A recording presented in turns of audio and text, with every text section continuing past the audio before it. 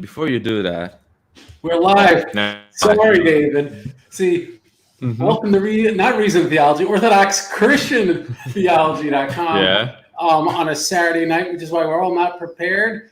David, if you need to walk out for a minute, I will just introduce the show or whatever you need to do, or we'll just go with it. no, I don't need to. Yeah, The topic tonight is more of a meta-analysis of the Council of Chalcedon from two divergent viewpoints. Oriental Orthodox, here presented by Subdeacon Daniel Kakish, and the Orthodox, Eastern Orthodox side presented by David, the real Midway. I'm going to try to not really be a moderator because I obviously have opinions about history, but I'm going to try to be kind of the sort of neutral dude that's going to try to make sure as much as possible both sides get an equal amount of time in this. And I'm also going to try to let David, because this is my channel, if I want to give my opinion, I can do that whenever I want. So I don't always have David here. So this is really going to be more about David, Subdeacon Daniel, unless I really feel like it. But I'm going to try to stay away from that temptation. So I think with this, because it's more of a conversation, it's not a debate, I think really what we would need to talk about ultimately is Ephesus 2, right? Because I know both you guys have opinions on Ephesus 2, and that's really the pretext behind Chalcedon, what went down in Chalcedon, the issues that are at issue at Chalcedon.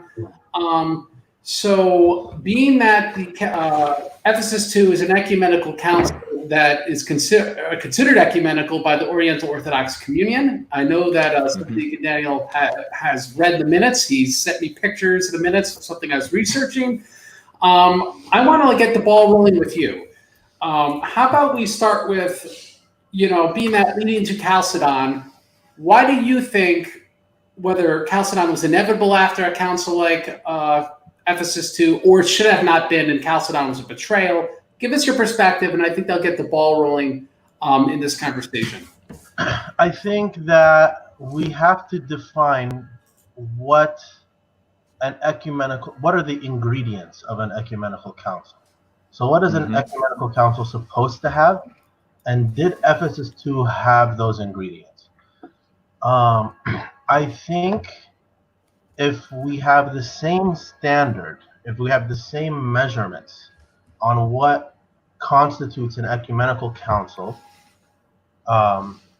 if we believe that councils in that time and moment can declare themselves to be ecumenical councils, so that's another question. There's the whole, there's the receptive theory and whatnot. So, and there are also for example, Chalcedon. It thought of itself as an ecumenical council. So did Ephesus 2, right? So in the case that Ephesus 2 is making the claim to be an ecumenical council, in the case that the Roman emperor is calling it to be an ecumenical council, enforced its policies as ecumenical council policies, and was the same emperor that also did Ephesus 1:431. So in all of these situations, you have now everything that constitutes an ecumenical council, except, and this is a matter of opinion. I'm not saying this is my opinion. I'm just saying this is some people's opinion. The after the fact, not before, after the fact, the Bishop of Rome rejected it. If the approval of the Bishop of Rome is necessary for a council to be ecumenical after the fact, before the fact, we know he accepted because he sent his representatives there. He knew the council was convening, and he sent his tome to be, in his opinion, an authoritative document. So if the Bishop of Rome's approval after the council is necessary for the council to have ecumenical status, then it's not ecumenical. But if the Bishop of Rome's approval after the fact is not necessary, so then it meets all the other points. If it is now ecumenical, then the question is, I'm glad actually Craig opened up with Ephesus 2, because that's really where the story starts. Or we can even say Constantinople 448 if we want to. And then And then Chalcedon becomes more of a revenge council. To be respectful, like we could be polemical, but in a respectful way, this is Leo's attempt at getting back at Dioscoros for what he feels was the embarrassment that happened to him. Because when Dioscoros when he arrived at Chalcedon, I think 10 days before the council or something like that, he and the Egyptian Synod formally excommunicated Leo. That's when the excommunication of Leo officially happened. But it didn't happen at Ephesus 2 intentionally. They intentionally, a lot of scholars say this. I don't know how true it is. I'm not saying it's my opinion, but it's just out there that the tome was not read at Ephesus 2. One of the reasons is because if it had been read, I think Friend also mentions this, and Friend for sure mentions it in a few writings of his, that that Leo and Rome would have been excommunicated. So in protecting Rome from excommunication, the tome was not read at Ephesus 2. And it would not have been possible, and I think this is a fair statement to say, it would not have been possible for Chalcedon to have happened regardless of how badly Rome wanted it to happen. Because in 449, Rome had a synod in Rome rejecting Ephesus 2. The whole East accepted Ephesus 2. Okay? All of the East for 2 years. And then Theodosius had an accidental death when he fell off his horse. Marcion became emperor. Everything changed. So this is the trajectory of Christendom and Eastern Christianity. If you step out of, like, I'm Oriental, you're Eastern, if we step out of it and look objectively, this is crazy. Like, what are the odds of this happening? Like, from one emperor falling off his horse, Christian history changes completely. And then we can get into the details of what happened at Chalcedon or happened at Ephesus 2. But I want to propose the question to David now. David, what is your opinion regarding what constitutes an ecumenical council before it is happening? So not a later council approving it, but in the time of the council.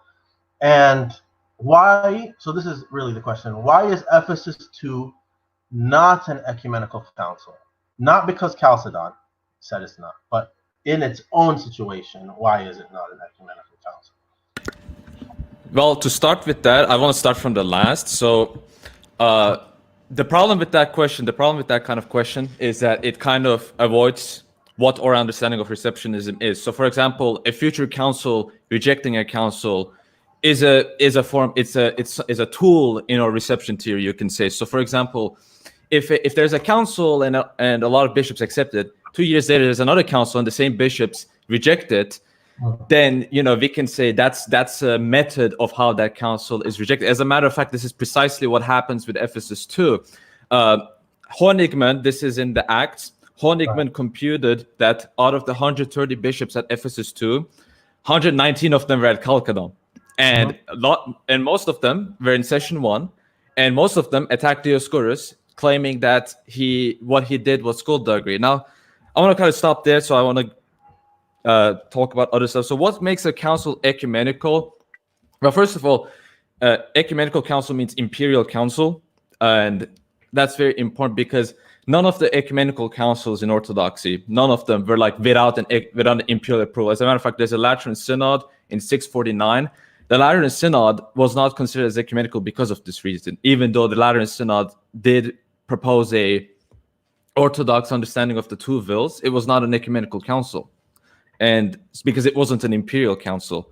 And there's that, but at the same time, I will say that how does an ecumenical council become an ecumenical council? Well, it depends on, like, what's the question? Is it about, how does a council become dogmatic? Is that the council? Because I will argue that the ecumenical councils aren't the only councils that are dogmatic. I will say actually there are councils that are not ecumenical, you could say, that are also dogmatic. I mean, Constantinople I wasn't considered as an ecumenical council, but it was still a dogmatic council. Its theology was dogmatic, right? You couldn't have been an Apollinarian and validly not be considered as someone that goes against dogma in the 5th century, for example.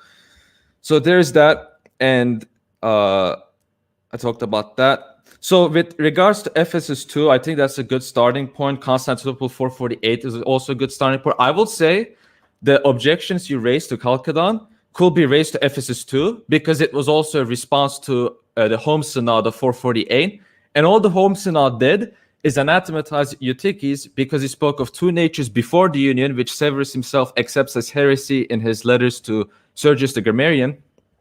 And he says there's two natures before the union, but only one nature. And then when he was pressed on, he rejected the double consubstantiality. So he was excommunicated. He was anathematized because of that.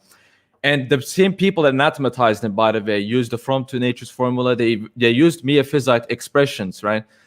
And so then comes Ephesus 2. And at Ephesus 2, something very interesting happens. Saint Flavian and Eusebius and Domnus of Antioch, Theodoret, Ibas, all of these people, some of them innocent, some of them not. All of these people were deposed, but they weren't allowed to defend themselves. They couldn't defend themselves. And this point was made in session 1. This point is made by scholarship.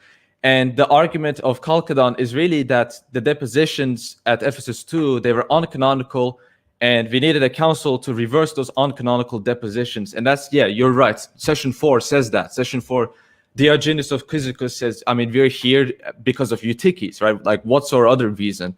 And he's saying that in response to the, how we should have a new definition and all that. But he points out, yeah, this is like the reason why the council happened in the first place. I don't think that's an invalid reason. I think that's a fully valid reason. If there's a skullduggery happening at a previous council, another council correcting that, I think that's a valid reason to have a council. I don't think 2 years is like, for example, you gave the example of the Pope of Rome rejecting Ephesus 2, and you had the case of, I think there's a background noise come in. Is that from you, Craig? Maybe if you hear baby talking. Yeah. So where was I? So there's the Tome of Leo. Tome of Leo not being read. So what's also interesting in session 1, Dioscorus at first says, I read the Tome of Leo. I received it and I read it. Then they read the minutes. And then Dioscorus says, oh, they did not allow me to read it. And then the bishops say, no, we didn't do that. That didn't happen. So there's also that going on where even in session 1, Dioscorus is not really fully honest with what's going on. And in regards to Ephesus 2, the grounds of it excommunicating Saint Flavian, the reasoning wasn't really even good. It's really just because he spoke of two natures and he anathematized someone that spoke of one nature. And then it turns out the very same people said, oh, wait, the guy we defended was a heretic, which is why in Ephesus 3, which is the encyclical letter accepted by multiple bishops, in Ephesus 3, this encyclical letter, it doesn't condemn Eutyches as a heretic. I will say you do accept him as a heretic, even at that time, but it doesn't name him. Why? Because he was accepted at Ephesus 2, and that kind of like, they didn't want that awkwardness come up. So I will say, if you look at, like, my argument will be, if you looked at what happened in Ephesus 2, and if you looked at in Chalcedon as a response, I will say there's plentiful good reasons to not accept Ephesus 2. I will also raise the other problem with the amount of people excommunicated, because you have Saint Flavian excommunicated. He's replaced by Anatolius, who was handpicked by Dioscorus, but then he turned on Dioscorus at a Chalcedon. I think we both know that. And then Domnus was excommunicated. So two major patriarchs excommunicated. One of them, by the way, another point, Saint Flavian should have been numbered 1, but he wasn't numbered 1. He was numbered 5th. So that's another instance of uncanonical proceedings. But then the tome wasn't read. And then, so Leo doesn't like that. And he removes Dioscorus' name from the diptychs. This is not an excommunication, but he removes his name from the diptychs. So I want to mention that as well. So I'm not accused of dishonesty. But the response of Dioscorus was then, oh, you did that? Okay, I'll go to the next step and I'll excommunicate you too. So what happened after Ephesus 2? Constantinople excommunicated, higher than Alexandria. Antioch excommunicated, and then now Rome. So you have 3 major patriarchs excommunicated. Why? Because of a Monophysite heretic. That's why. So bearing all of this in mind and seeing Chalcedon happening, I don't think it's really surprising. And again, with how to finalize this with how we understand what is dogmatic and what is not, the 3 principles as mentioned by St. Augustine and St. Vincent of Lerins, which is also quoted at Chalcedon, which is antiquity, universality, and consensus, right? These 3 things is how we can determine what's dogma, and there's different methods of how that's understood. And so, for example, Rome not accepting Ephesus 2 already showcases that it wasn't accepted by everyone. So that already puts a step in the way of Ephesus 2 being ecumenical. And then the whole church never, as a whole, accepted Ephesus 2. Therefore, we cannot argue. You can argue, obviously, from your case, and I do accept the argument. For you, it is dogmatic, yes, because at certain point, your whole church accepted it. But for us, between those 2 years, that cannot be said for us, right? So some little communities can accept the council, but if the church entirety doesn't accept it, then the church is not speaking that the council is dogmatic. If that's not the case, then between 449 and 451, we cannot say that Ephesus was a dogmatic council by any means. You could say for yourself, as I said, you can say it's a correct council, it's a dogmatic from your side, but at the time, according to that church, we cannot say it was dogmatic. That's my response. So I think I believe I covered all of this stuff. Yeah, I think I covered all of this stuff. I'm going to make some comments, and then I'm going to give it to Subdeacon Daniel to only briefly respond to that so we can move forward in the conversation, and then we'll cover the interlude between the times, because I think David was doing that between Ephesus 2 and Chalcedon, and then we'll get into the meat of Chalcedon. I have a few comments, which I'm just going to pick at both you guys a little bit. I'll start with David. It sounded like David was saying, maybe I'm hearing things wrong, that Constantinople I really wasn't properly an ecumenical council. I think we need to look at this in several ways, which is, one, I think the word ecumenical council is somewhat anachronistic, right? When we say ecumenical council now, what we're always thinking about is when the church all came together and said it spoke something authoritative, it can't be reformed, it's dogmatic, it's almost right up there with the Bible, right? And so Eastern Orthodox affirm there being 7 councils that meet that sort of standard.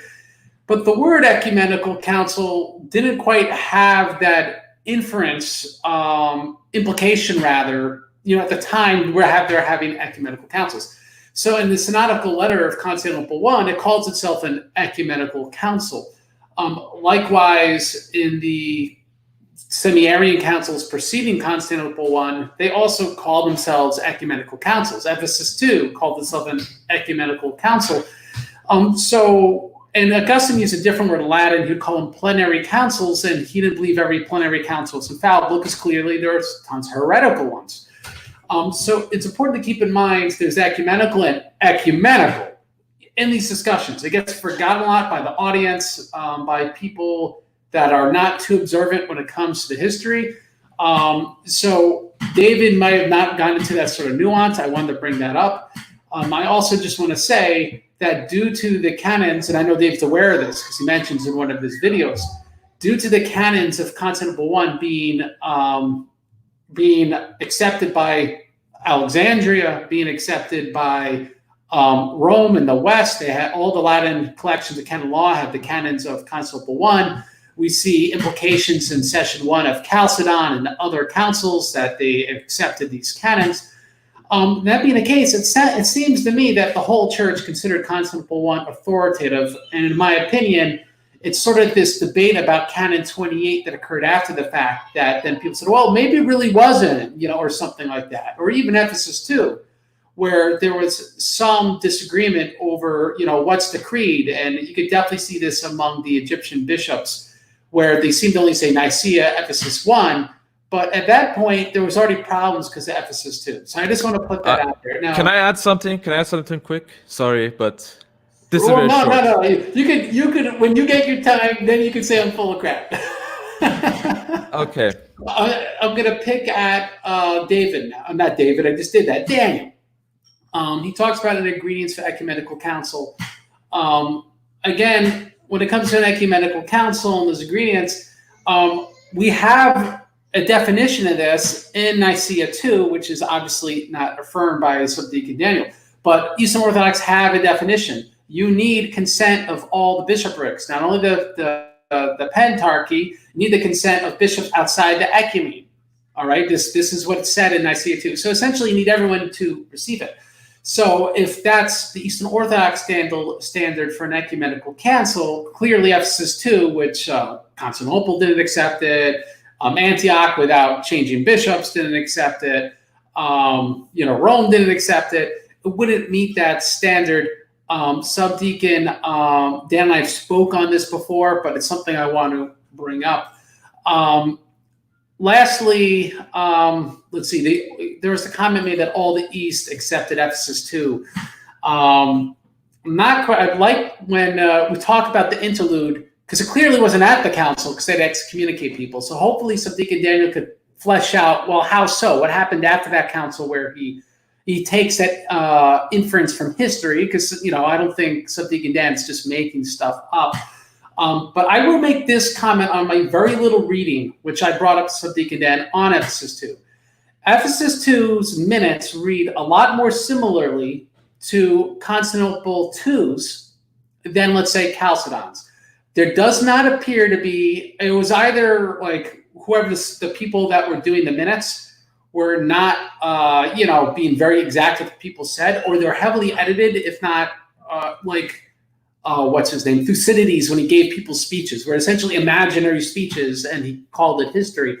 That was more legitimate back then, by the way. I'm not trying to say that in a bad way. But compare that to Chalcedon. Chalcedon clearly was like, they were very exact to make sure they were taking everyone's comments and putting it into the minutes. Why is this important? My personal reading of what I've seen in Ephesus 2 is they do look heavily doctored. And it's not coincidental that a lot of the partisans of Ephesus 2 point to everyone else. They doctored the minutes of this council. They doctored the minutes of that council. And something I've been told, if you have a girlfriend that's always accusing you of cheating, you better watch out because she's cheating on you. It's a sort of basic psychology.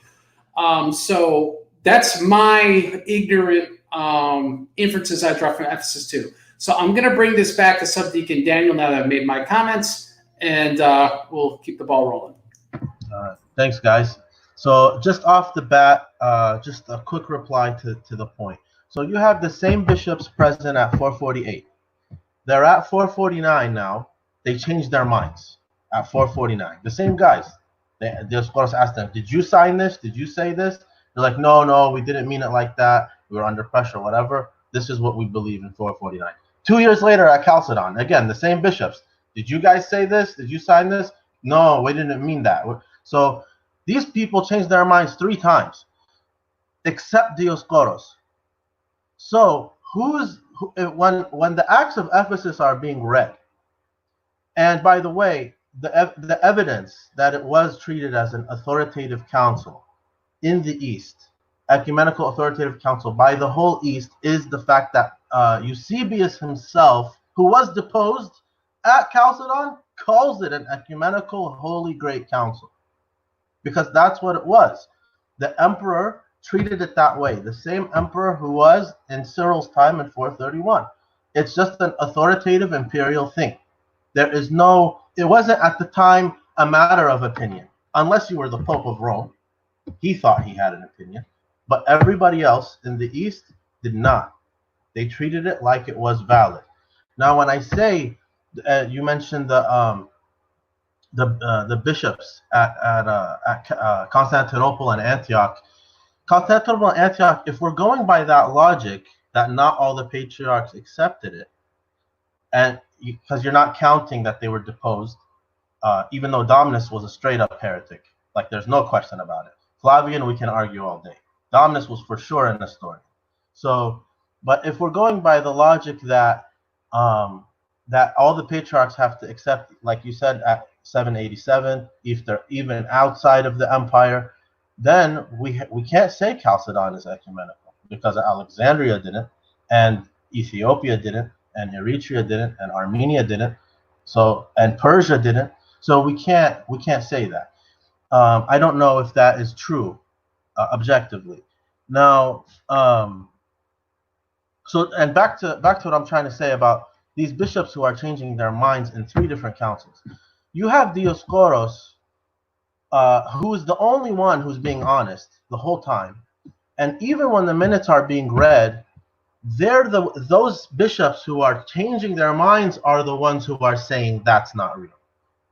Who cares what they say? They keep changing their minds. Juvenal was the one, and notice Dioscoros didn't preside alone. He presided with Juvenal and Thessalius, right? So the 3 of them were presiding under the rule of the emperor. The emperor called for this council intentionally to exonerate Eutyches. That was the point of it, because that's what the emperor wanted. He purposely called for it for that reason, Theodosius. Okay, so then when these 3 presidents are presiding, it wasn't, if you read the minutes, it wasn't Dioscoros who didn't allow the tome to be read. He was actually asking. He asked 3 times. Juvenal did not allow it to be read. And even when Flavian's statement of faith was read at Chalcedon, Dioscoros said, keep going, when everyone's like, oh, this is Orthodox. Dioscoros said, keep going, let's see what he says. Let's finish the whole Acts of 448, and let's see what he says, Flavian. And Juvenal, right before he switched sides, he says, yeah, it sounds Orthodox up to this point, let's keep going. He said that, he stood up, and he switched sides. So Juvenal himself, he's the one who didn't allow the tome to be read. He's the one who actually still has suspicions. And the fact that it wasn't accepted in the East, Chalcedon, and Ephesus was accepted in the East, even after the fact, is that by imperial force were the Chalcedonians in the East in power until very shortly after. Jerusalem becomes non-Chalcedonian for 20 years, from 459 to 479. Antioch from 468 to 488. Alexandria is always, Constantinople's back and forth. The Henoticon had to happen in order to keep the peace, in order to preserve somewhat of a Chalcedonian vestige. It was the non-Chalcedonians who had the strength during that time. So it was actually in the interest of the minority Chalcedonians for the Henoticon to be in place, which is now anathematized by both sides, but especially by the Chalcedonians. And that is where Eutyches is officially mentioned as anathema. So yes, Eutyches, he's a heretic, but he did give an Orthodox statement of faith. Whether he was a heretic or not, he gave an Orthodox statement of faith in 449. In 448, pardon my language, he was just stupid. He's like, I don't know what consubstantial means. How do you not know what consubstantial means? It's very simple. It's a very simple idea. He's consubstantial with the Father and with us. It's very easy. But he was saying, I don't know what that means. So then at 449, he says, he gives the Cyrillian statement of faith. And I actually want to talk about what Craig mentioned about Constantinople 381. And actually, it's also addressed to David because he says Flavian was listed as 5th. So Constantinople 381 was not recognized as imperially authoritative. It may be ecumenical, but not imperially authoritative. And the evidence is 431. 431 makes no mention of it. So the rankings in Rome's view and in Alexandria's view is that Alexandria ranks higher than Constantinople. Again, how do we know? 403, Theophilus deposes John Chrysostom. 431, Cyril deposes Nestorius. 449, Dioscoros deposes Flavian. Right? And in the Acts, and look, this proves the Acts of Ephesus were not tampered with, is that in the Acts of Ephesus 2, according to Chalcedon, Flavian they're asking Flavian to defend himself. Flavian says, "You're not letting me talk. I want to talk to defend myself, but you're not letting me." If the acts are tampered with, they wouldn't have written that. They would just make it's a blank check they have. They have a blank check to make up the story however they want to. But they don't do that. And Juvenal, notice, the people who are not saying the acts are tampered with were Juvenal and Thessalius. They don't say that. Even though they switch sides, they're not saying the acts are tampered with at all. So I don't think we are being honest if we're saying that there are small communities in the East. It was imperially authoritative until even at Chalcedon, they're referring to Ephesus 2 as a holy and great council until the synod decides. But before it decides, just like they're saying our holy devout bishop Diosporos until he's deposed, right? And they're also saying about Ephesus 2 that it's an imperially authoritative council, holy council. He calls it holy, Eusebius, and it deposed him.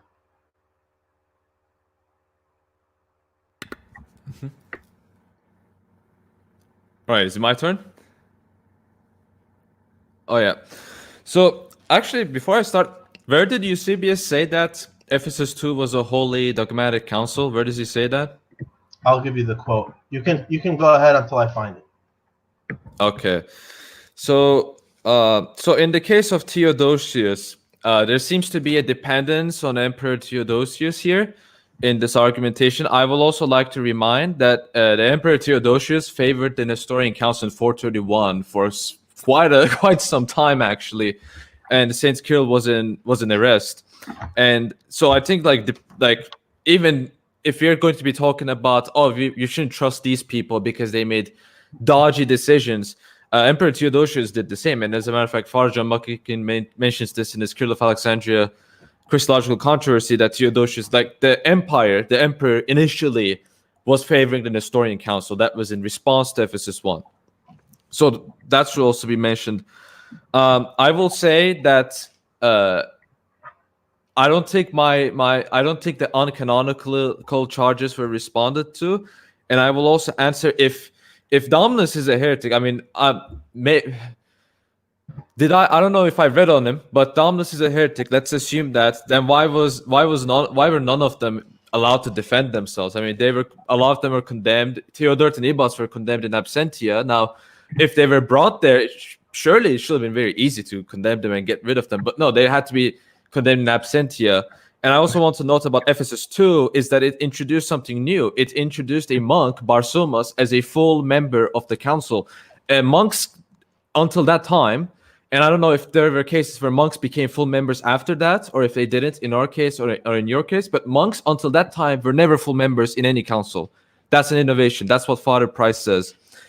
And there's that. So about the ordering of the seats, actually, there is a council in Constantinople presided by Saint Nectarius. I would say, presided by him, right? But there is a council in 394 presided by Saint Nectarius, where Theophilus of Alexandria was there, and guess who was first? Saint Nectarius was first in that council. So actually, after 381, there is a case where Constantinople is recognized as the first, and Alexandria accepted it. Theophilus did not have a problem with it. In the case of St. John Chrysostom and Nestorius, both of them are defendants in the council. If they're defendant, they're not really considered as a full member in the council if they're defendants. So I will also respond to that with that. That's also why, again, Father McCucken talks about this in his book, where Nestorius didn't want to come to the council as a defendant. He wanted the council to be in his own home turf, to have that presiding advantage. Whereas the things that happen around, due to the empresses, the daughters of the emperor basically working for Saint Cyril. Why? Because Nestorius was not a nice person and he constantly stepped on the royalty's toes. So he got kind of screwed over there. And the council was in Ephesus. But Nestorius was actively trying to make sure that didn't happen. So both of them were defendants, so they weren't like full members in the same sense as a normal bishop that wasn't a defendant was. So that will explain why they weren't considered as first. Whereas in the case of Saint Flavian, he was fifth. He went there already as if he was accused. That's what session 1 says about Chalcedon. So there's cases of things going down in the council that is being uncanonical, I will also raise the question. Let's say about the confession of Saint Flavian. You mentioned the confession of Saint Flavian. People were saying it was orthodox. Then Dioscorus said keep on reading. Can you enlighten me what was problematic about the confession of the faith? Because you didn't really finish that. I mean, what's the problem with the confession of faith of Saint Flavian? Is it bad? Is it good? What's the issue with it? I'd like that being answered. I will also say that Theodoret Cyrus in 448, in a very polemical epistle, this is Chalcedon in context. It's in the book Chalcedon in context. He actually points out, Craig, this was for you. Dioscorus, he says, rejects Constantinople I as being ecumenical, and that he says that he rejected it wholesale. And his argument was because he rejected Canon 2. What is Canon 2? Well, Canon 2 is about bishops basically doing things in their own jurisdiction. And Theodorus says this is why he didn't want it, because he wanted to basically go out and do his own thing as the Alexandrian primate. And now Theodoret, you might say, oh, he's an historian heretic. Who cares what he says? Well, his argument seems to be supported by the fact that Dioscorus uses the title Ecumenical Patriarch for himself for the first time in Alexandria. It seems like Theodoret is hitting a point here.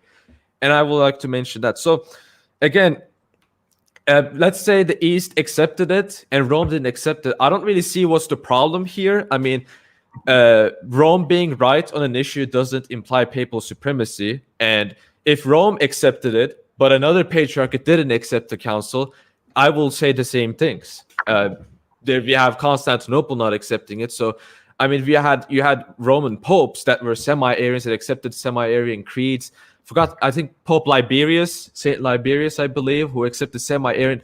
So that's not a case of like, oh, Rome being first, that's why everything Rome says. No, that's not. I don't think that follows. I think what follows is that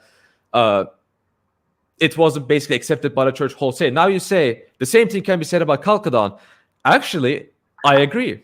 I say the same thing. I say that the council, in my view, I think the Council of Chalcedon became ecumenical really when the anti-Chalcedonian schism became full-fledged, and when the Orthodox Church became really the Chalcedonian Church for the Chalcedonians, because the anti-Chalcedonians left the church, and then Constantinople II was accepted, and then Constantinople II accepted Chalcedon, and now they were both simultaneously accepted by that. I think that's my logic, that's my argument, and I think that being the case is actually very strong for the council. I will make this argument later on, but I think this makes the case that when Chalcedon was accepted as an ecumenical council, the only interpretation that was accepted was the Cyrillic Chalcedonian interpretation. So the Nestorian and Origenist interpretations that existed during that period were both anathematized.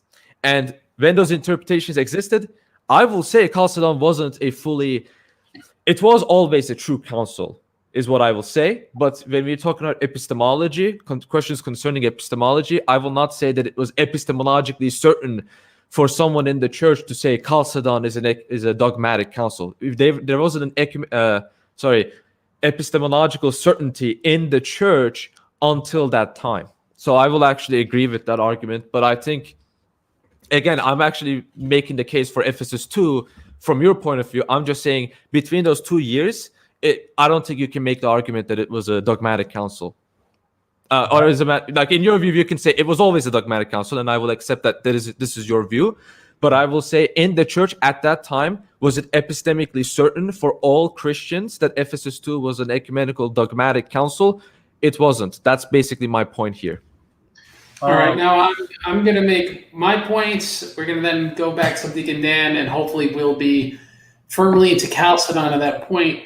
Subdeacon Dan made the point that Eritrea, Ethiopia, etc., didn't receive Chalcedon. This is not true. There's a great map in The Rise to the Monophysite Movement, or whatever the name of the book is, from Friend. And it actually shows cities in the southern part of Egypt and Ethiopia and when they turned Oriental Orthodox. They're Chalcedonian into the late 6th century, early 7th century, one of them to the 8th century. So how were they Chalcedonian if Egypt itself was not Chalcedonian? We know for a fact that Egypt went in and out of being Chalcedonian. We know for a fact that bishops left Chalcedon and then appointed a new bishop in Alexandria, and he was Chalcedonian.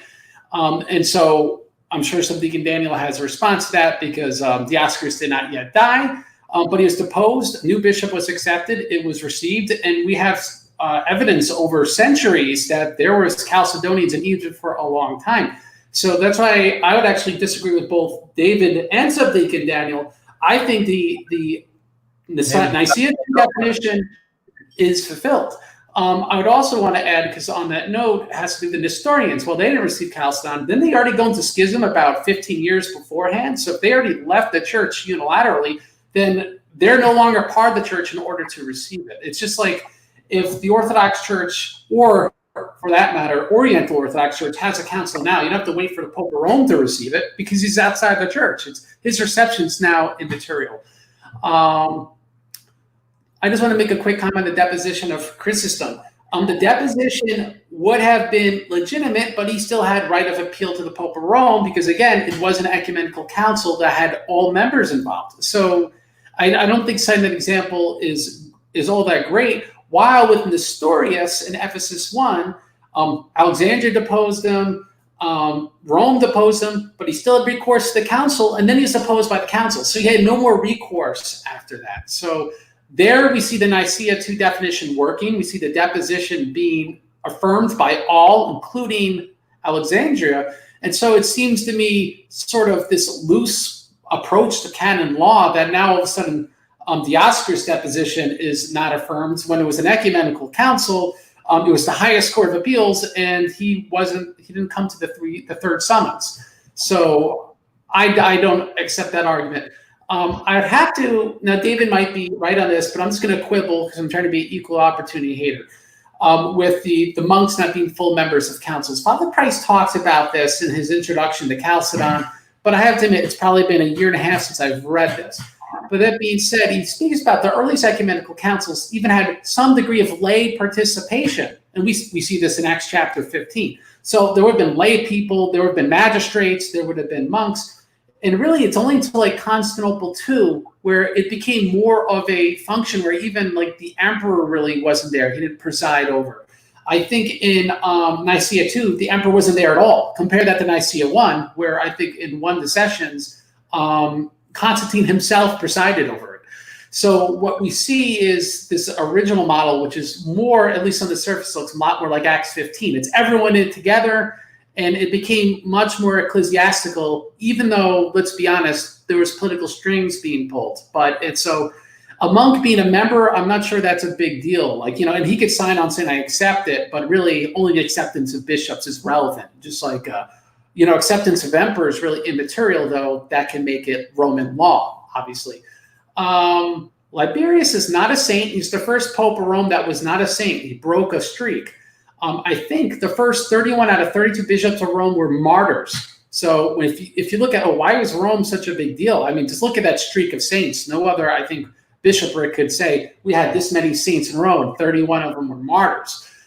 So it's, but I think Liberius broke that streak. I just wanted to correct something from David. And I'm going to now bring it to Subdeacon Dan. All right. So a few things real quick, Craig. The Church of the East was actually still in the church. They did not break away in 431. Contrary to popular opinion, they had accepted 431. They broke away in 484. So in 484, this was the Henoticon era. Peter the Fuller was Patriarch of Antioch during the time. And the last Orthodox Catholicos, or Patriarch of the Church of the East, was Baba Wai. He was in communion with Peter the Fuller.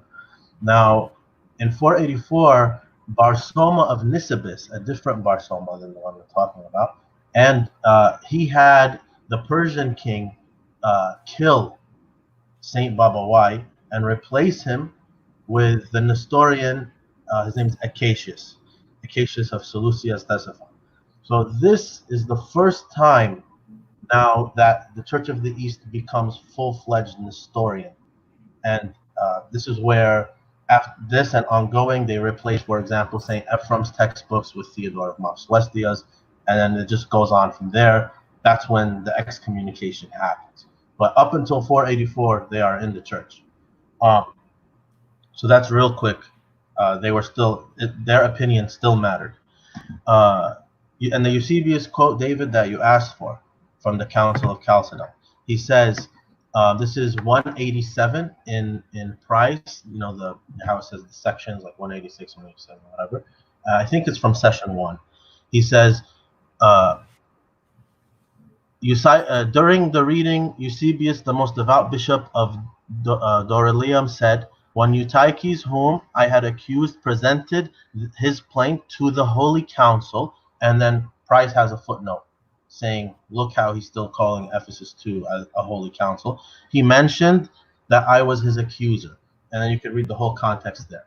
But it's evidence that Eusebius is still saying that it's a Holy Council, even at Chalcedon, even at Deposion. Which part was it again? It's I can send you. I have the. I'm gonna just message it to you so you can control F. I put it in the private chat. So in this quote, we have to keep in mind two things. Not only that he was deposed, that's one, but even after his deposition at Ephesus 2, he appealed to Rome and escaped there. Rome had a synod reversing everything Ephesus 2 did in 449, and Eusebius is still recognizing Ephesus as the authoritative ecumenical council, not the Roman synod that exonerated him and reversed everything Ephesus 2 did, because the Roman would never call the Roman Church would never call Ephesus 2 that, but Eusebius did because he was an Eastern bishop. Now, also you mentioned the 3 patriarchs being excommunicated at Ephesus 2. Rome was not excommunicated at Ephesus 2. Rome excommunicated Ephesus 2. And the other 2 patriarchs, how else do you depose a patriarch? Obviously, whichever patriarch gets deposed is not going to accept the council that deposes him. Only Eusebius accepts councils that depose him. So, regarding Ephesus 431 and the emperor accepting the Nestorian Ephesus, not the Orthodox Ephesus, Theodosius actually accepted both of them and enforced both of them. And the reason why he did that is because he wanted them to reach an agreement. So Cyril, under pressure from Theodosius and the Pope of Rome, accepted the reunion of 433. Now, in that statement regarding what Craig said about Constantinople being deposed in 431 because of the council, not really, Craig. It depends on which history you view. If you are siding with 2 patriarchs here or 2 patriarchs there, who decides which one is the right one? So if we're saying on one synod you have Constantinople and Antioch deposing Alexandria, and on the other synod you have Rome and Alexandria deposing the other 2.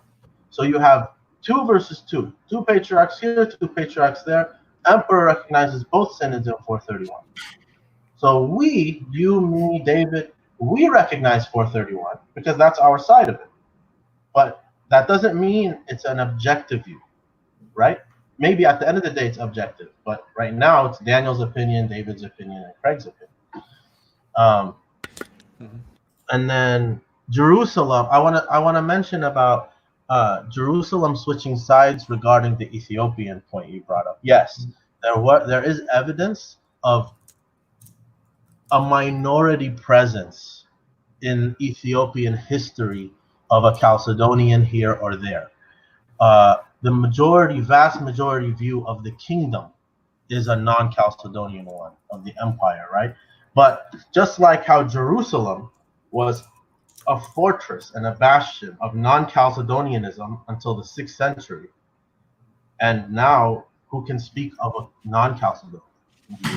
After that, once you get to the 6th century, it's as if it was never not Chalcedonian. It's as if it was always Chalcedonian. But we know that's not how it was. It was actually the opposite. In the same way, you can say, sure, there was a Chalcedonian here or there in Ethiopia, but it doesn't mean the Ethiopian church accepted Chalcedon. We can't say that. The same we can't say the Armenian church or even the Georgian church, which is now Eastern Orthodox, initially was not. So I think that David has a point in the in the idea of everybody accepting. I don't think that that's true in church history, and it shouldn't be something we measure truth by. Sometimes truth is in the minority.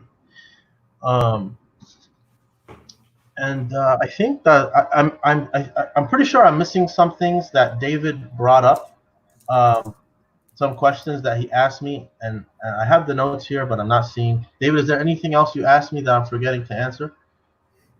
The seating order is one of those I asked. Oh, that's right. Okay. 394. Yeah. Yeah, the seating order. And then actually I wanted to talk about this and the Saint Barsoma of Samosata. Yes. So the monk being there, I actually, although Craig's point helps us, I actually agree with David on that, because it is weird.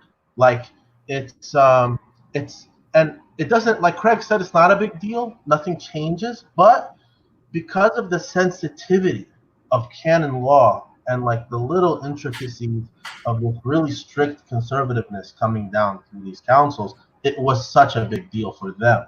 It's not a big deal in the big picture of things, but it's a big deal in that it's a difference in practice now. There's something new that's been introduced in the discipline.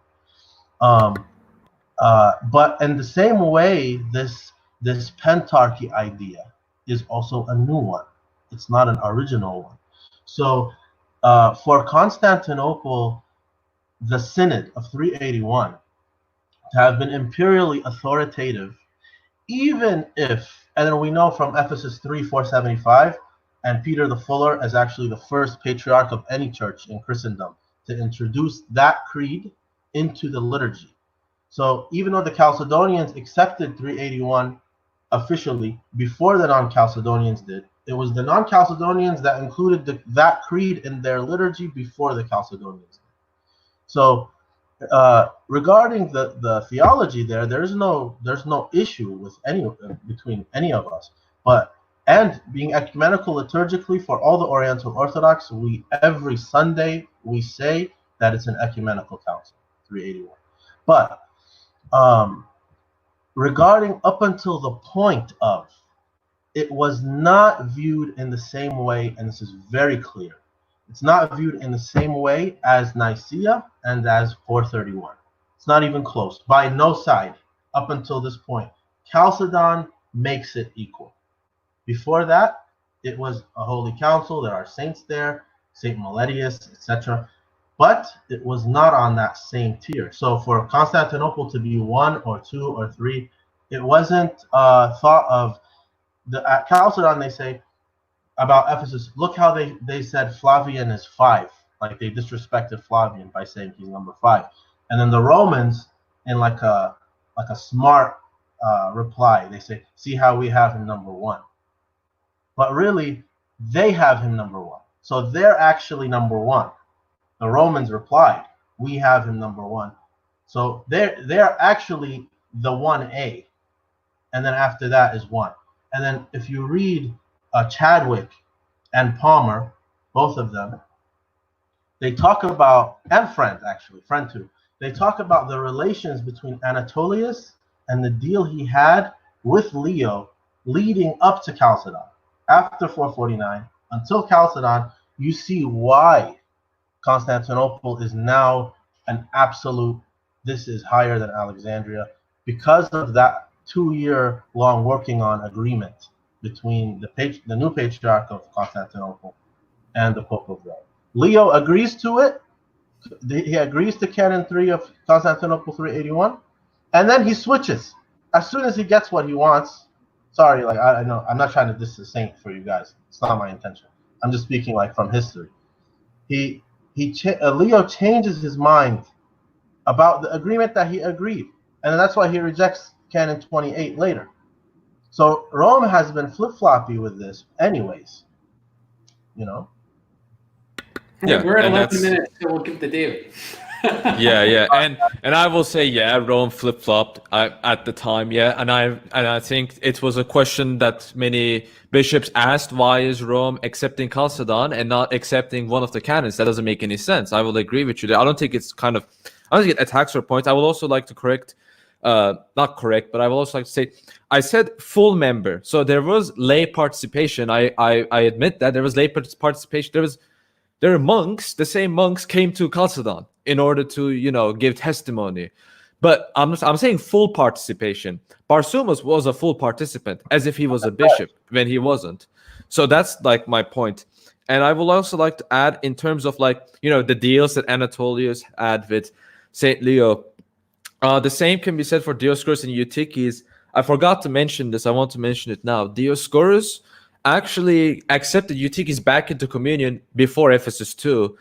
And so you can say, yes, Eutyches said good things at Ephesus 2.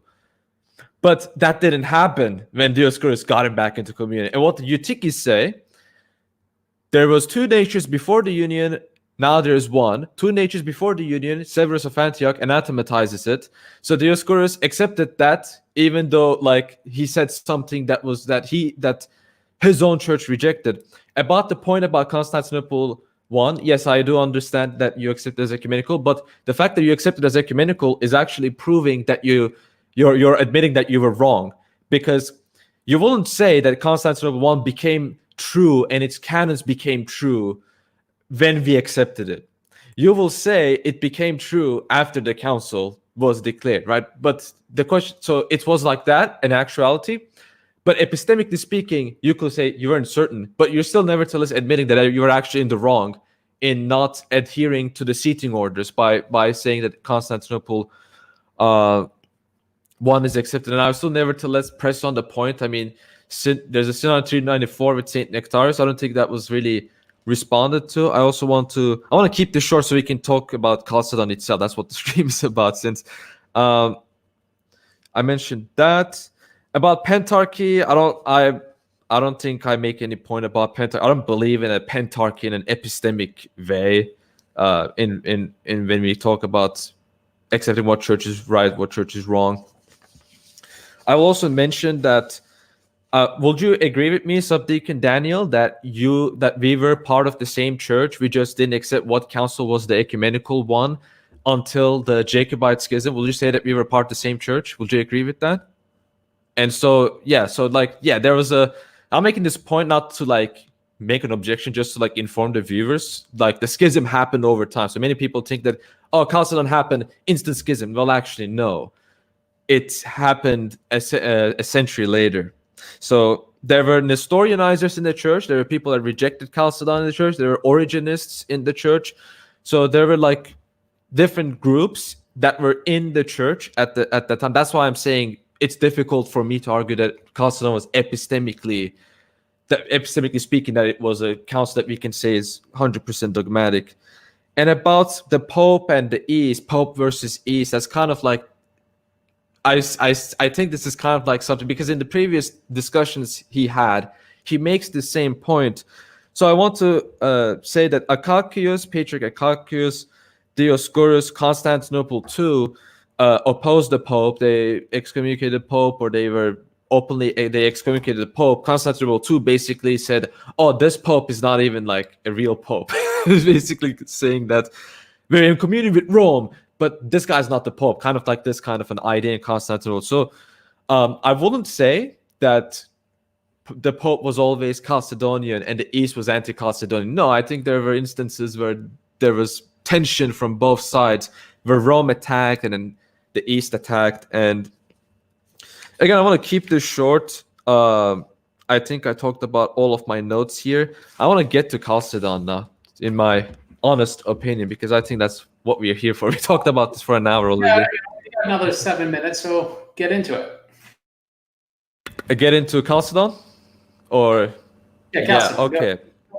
So I wanna talk about.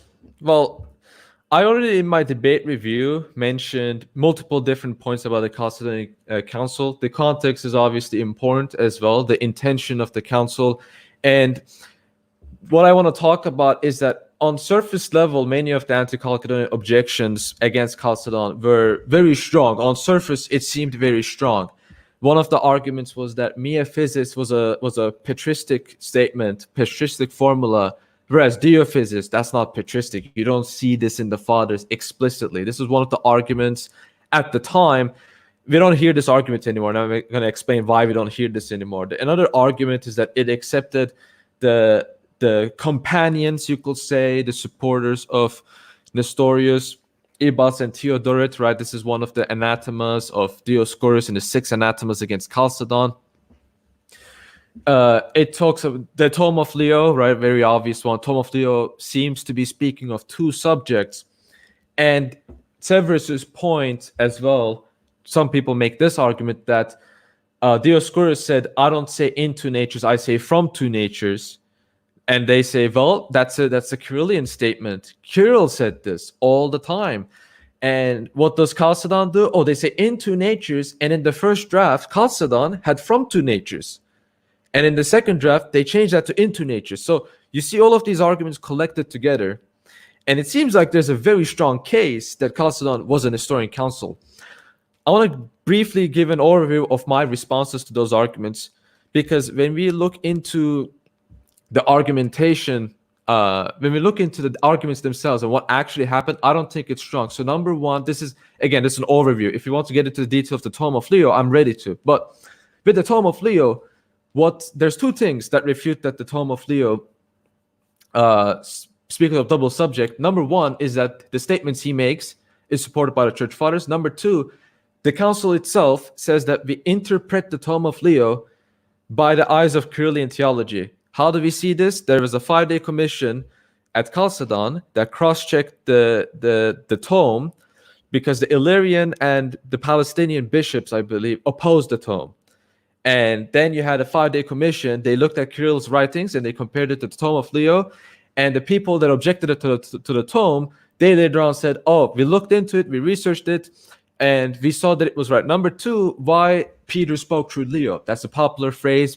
Roman Catholics say that a lot, but they forget to mention that Peter spoke through Leo, because the same bishops say Leo and Kirill said the same thing. So the standard of orthodoxy from this is evidently Saint Kirill of Alexandria. When it comes to the definition of the faith, I will say that the definition of faith includes many Cyrillian statements. Even the in 2 natures formula is from Saint Kirill himself.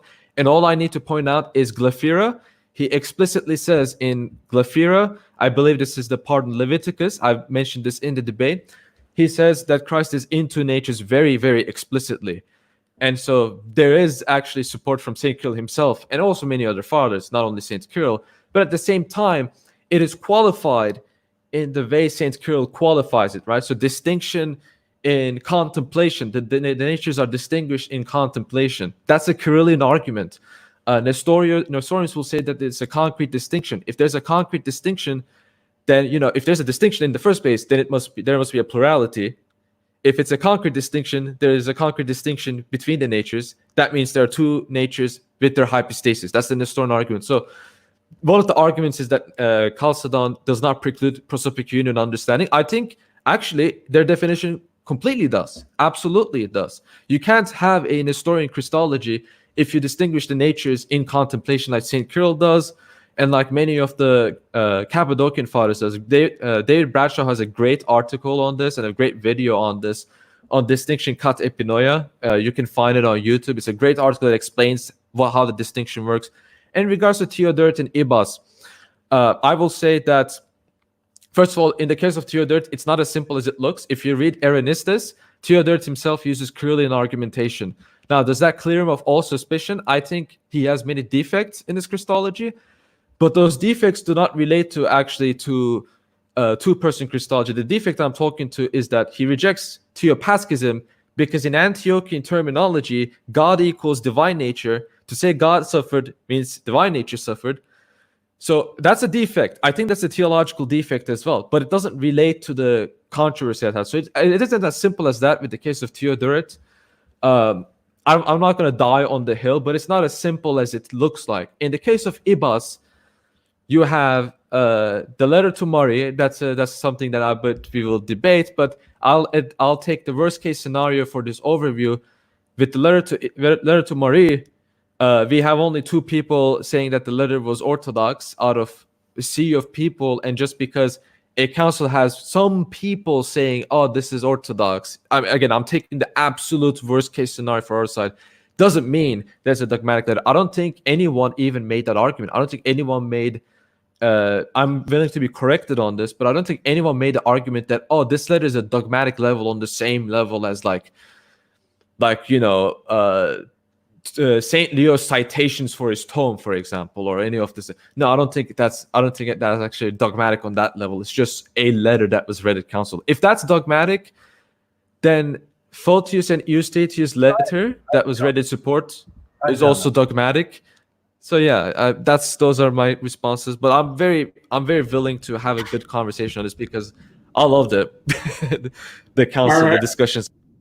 I'm going to just make a few points. I'll try to be even quicker, but I'm going to warn, if this really gets into the EBUS territory, I've done a bunch of stuff on that. It's time into things that I'm writing back and forth with Father Kimmel, so that could blow up. But I'm going to try to stay away from that. There's a few comments about the Nestorians only going schism 484. I thought part of the problem was, again, according to the Oriental Orthodox view of history, is that Ebus is a Nestorian. Theodoret's a Nestorian. They accepted Chalcedon. They're restored by Chalcedon. So what's the problem here? The extreme Nestorians are the ones that went to schism or did not accept, or were not even part of the issue of Chalcedon, because Nestorianism was in the Persian Empire. So delayed reception, and then all of them not accepting, but the ones that were able to go to council did accept it. In fact, Nestorius himself saw it as validation of his views. And we know that from, I can't pronounce the name of that book. Bazaar of Heraclides. Yeah. Sounds legit. There was an issue about Eusebius calling Ephesus too holy. Now, I just want some people know, like, when you read Chalcedon, like, they're even calling, like, Dioscorus, the most holy bishop of Alexandria, when he's, like, in trial. And even when they're deposing him, they're calling him that. And so, like, you go, well, you know, how should we take this? I don't agree with everything Father Price says, but if you read the footnote to where it says what is happening when he calls Ephesus to a holy synod, it says that Rusticus expresses surprise at Eusebius calling Ephesus too holy, but the honorific is automatic, and Chalcedon had not yet declared proceedings of the council null and void. So that'd be true of like how everyone's treated in the council, just like they're calling Theodosius II blessed. And it makes it confusing because they're also calling Kirill blessed, and there's no doubt they considered him a saint and they're venerating him at that point. It's just that the language wasn't different yet. So it's just, we have to, just like the word ecumenical, there's ecumenical councils and there's ecumenical councils. So we have to understand the emphasis, and just the word sometimes doesn't convey it. What level were the letters of, let's say, Ebus, Theodoret? This is a concept that's tough because everyone argues, I think we're almost arguing all like Protestants and Roman Catholics, so we're not seeing these things as they saw them.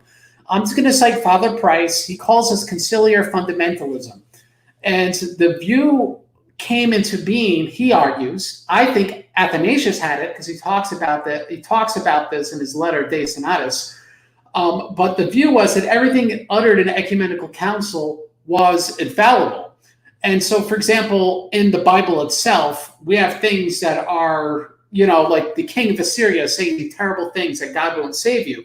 So we don't think that's infallible. We think that God inherently had that verbiage and allowed that guy to say that, and the overall message is inerrant. Not that we agree with the Assyrian guy says this and it's heretical, and we agree with the next guy says and it says that and it's in contradiction. We need to look at this how we look at the scriptures. So the point is, with those letters, the question whether they affirmed or not was important. That's why the Fifth Council took it so serious. That's why in the Sixth Council, they took serious that the term one energy was in Vigilius's letter and his acceptance of Constantinople II. And there was a big debate whether it was even originally there or it was a later corruption of the manuscript record. Why go into that if it's just not everything Vigilius wrote about is infallible? So it is on the table. It is important. In the minutes of Constantinople II, they allowed for the fact that one or two bishops could have been wrong. It's also worth saying that most of the bishops that accepted it did not cite any letter whatsoever. They cited that he condemned Nestorius and Eutychius. But also, and we could get into this, but this may be better for another episode, there's valid grounds for saying that the letter at issue was the letter of the bishops of Edessa, the priest of Edessa, rather, in support of Ebus, because they're not stupid. They weren't going to say, Ebus's letter was orthodox when it was used against him. I mean, like, that was the whole point. So it's like it presupposes they were just stupid or falling asleep in the wheel. And maybe Maximus of Antioch, but it's to presume like that Pasacius was, Pascasinus was, and whatnot. I think it's a bridge too far. So anyway, I'm going to give this a little extra time to good old Subdeacon Daniel. Let's get into Chalcedon. All right. So I want to start off by saying the tome, I understand it was double-checked by the Illyrian and Palestinian bishops.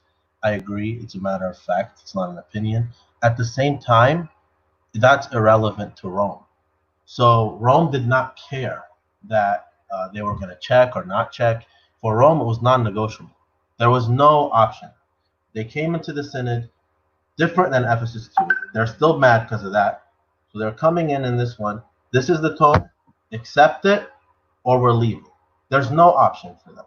So it's really interesting to see how Rome views itself. Like, I understand, none of us here are Roman Catholic. We don't care.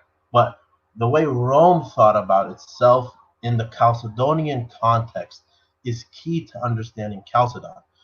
Dioscoros was going to be deposed at Chalcedon, period. There is nothing that could have changed that. Price, I agree with Craig, Price is not infallible, but in a footnote that he said, I respect his opinion because he's a scholar, I'm not.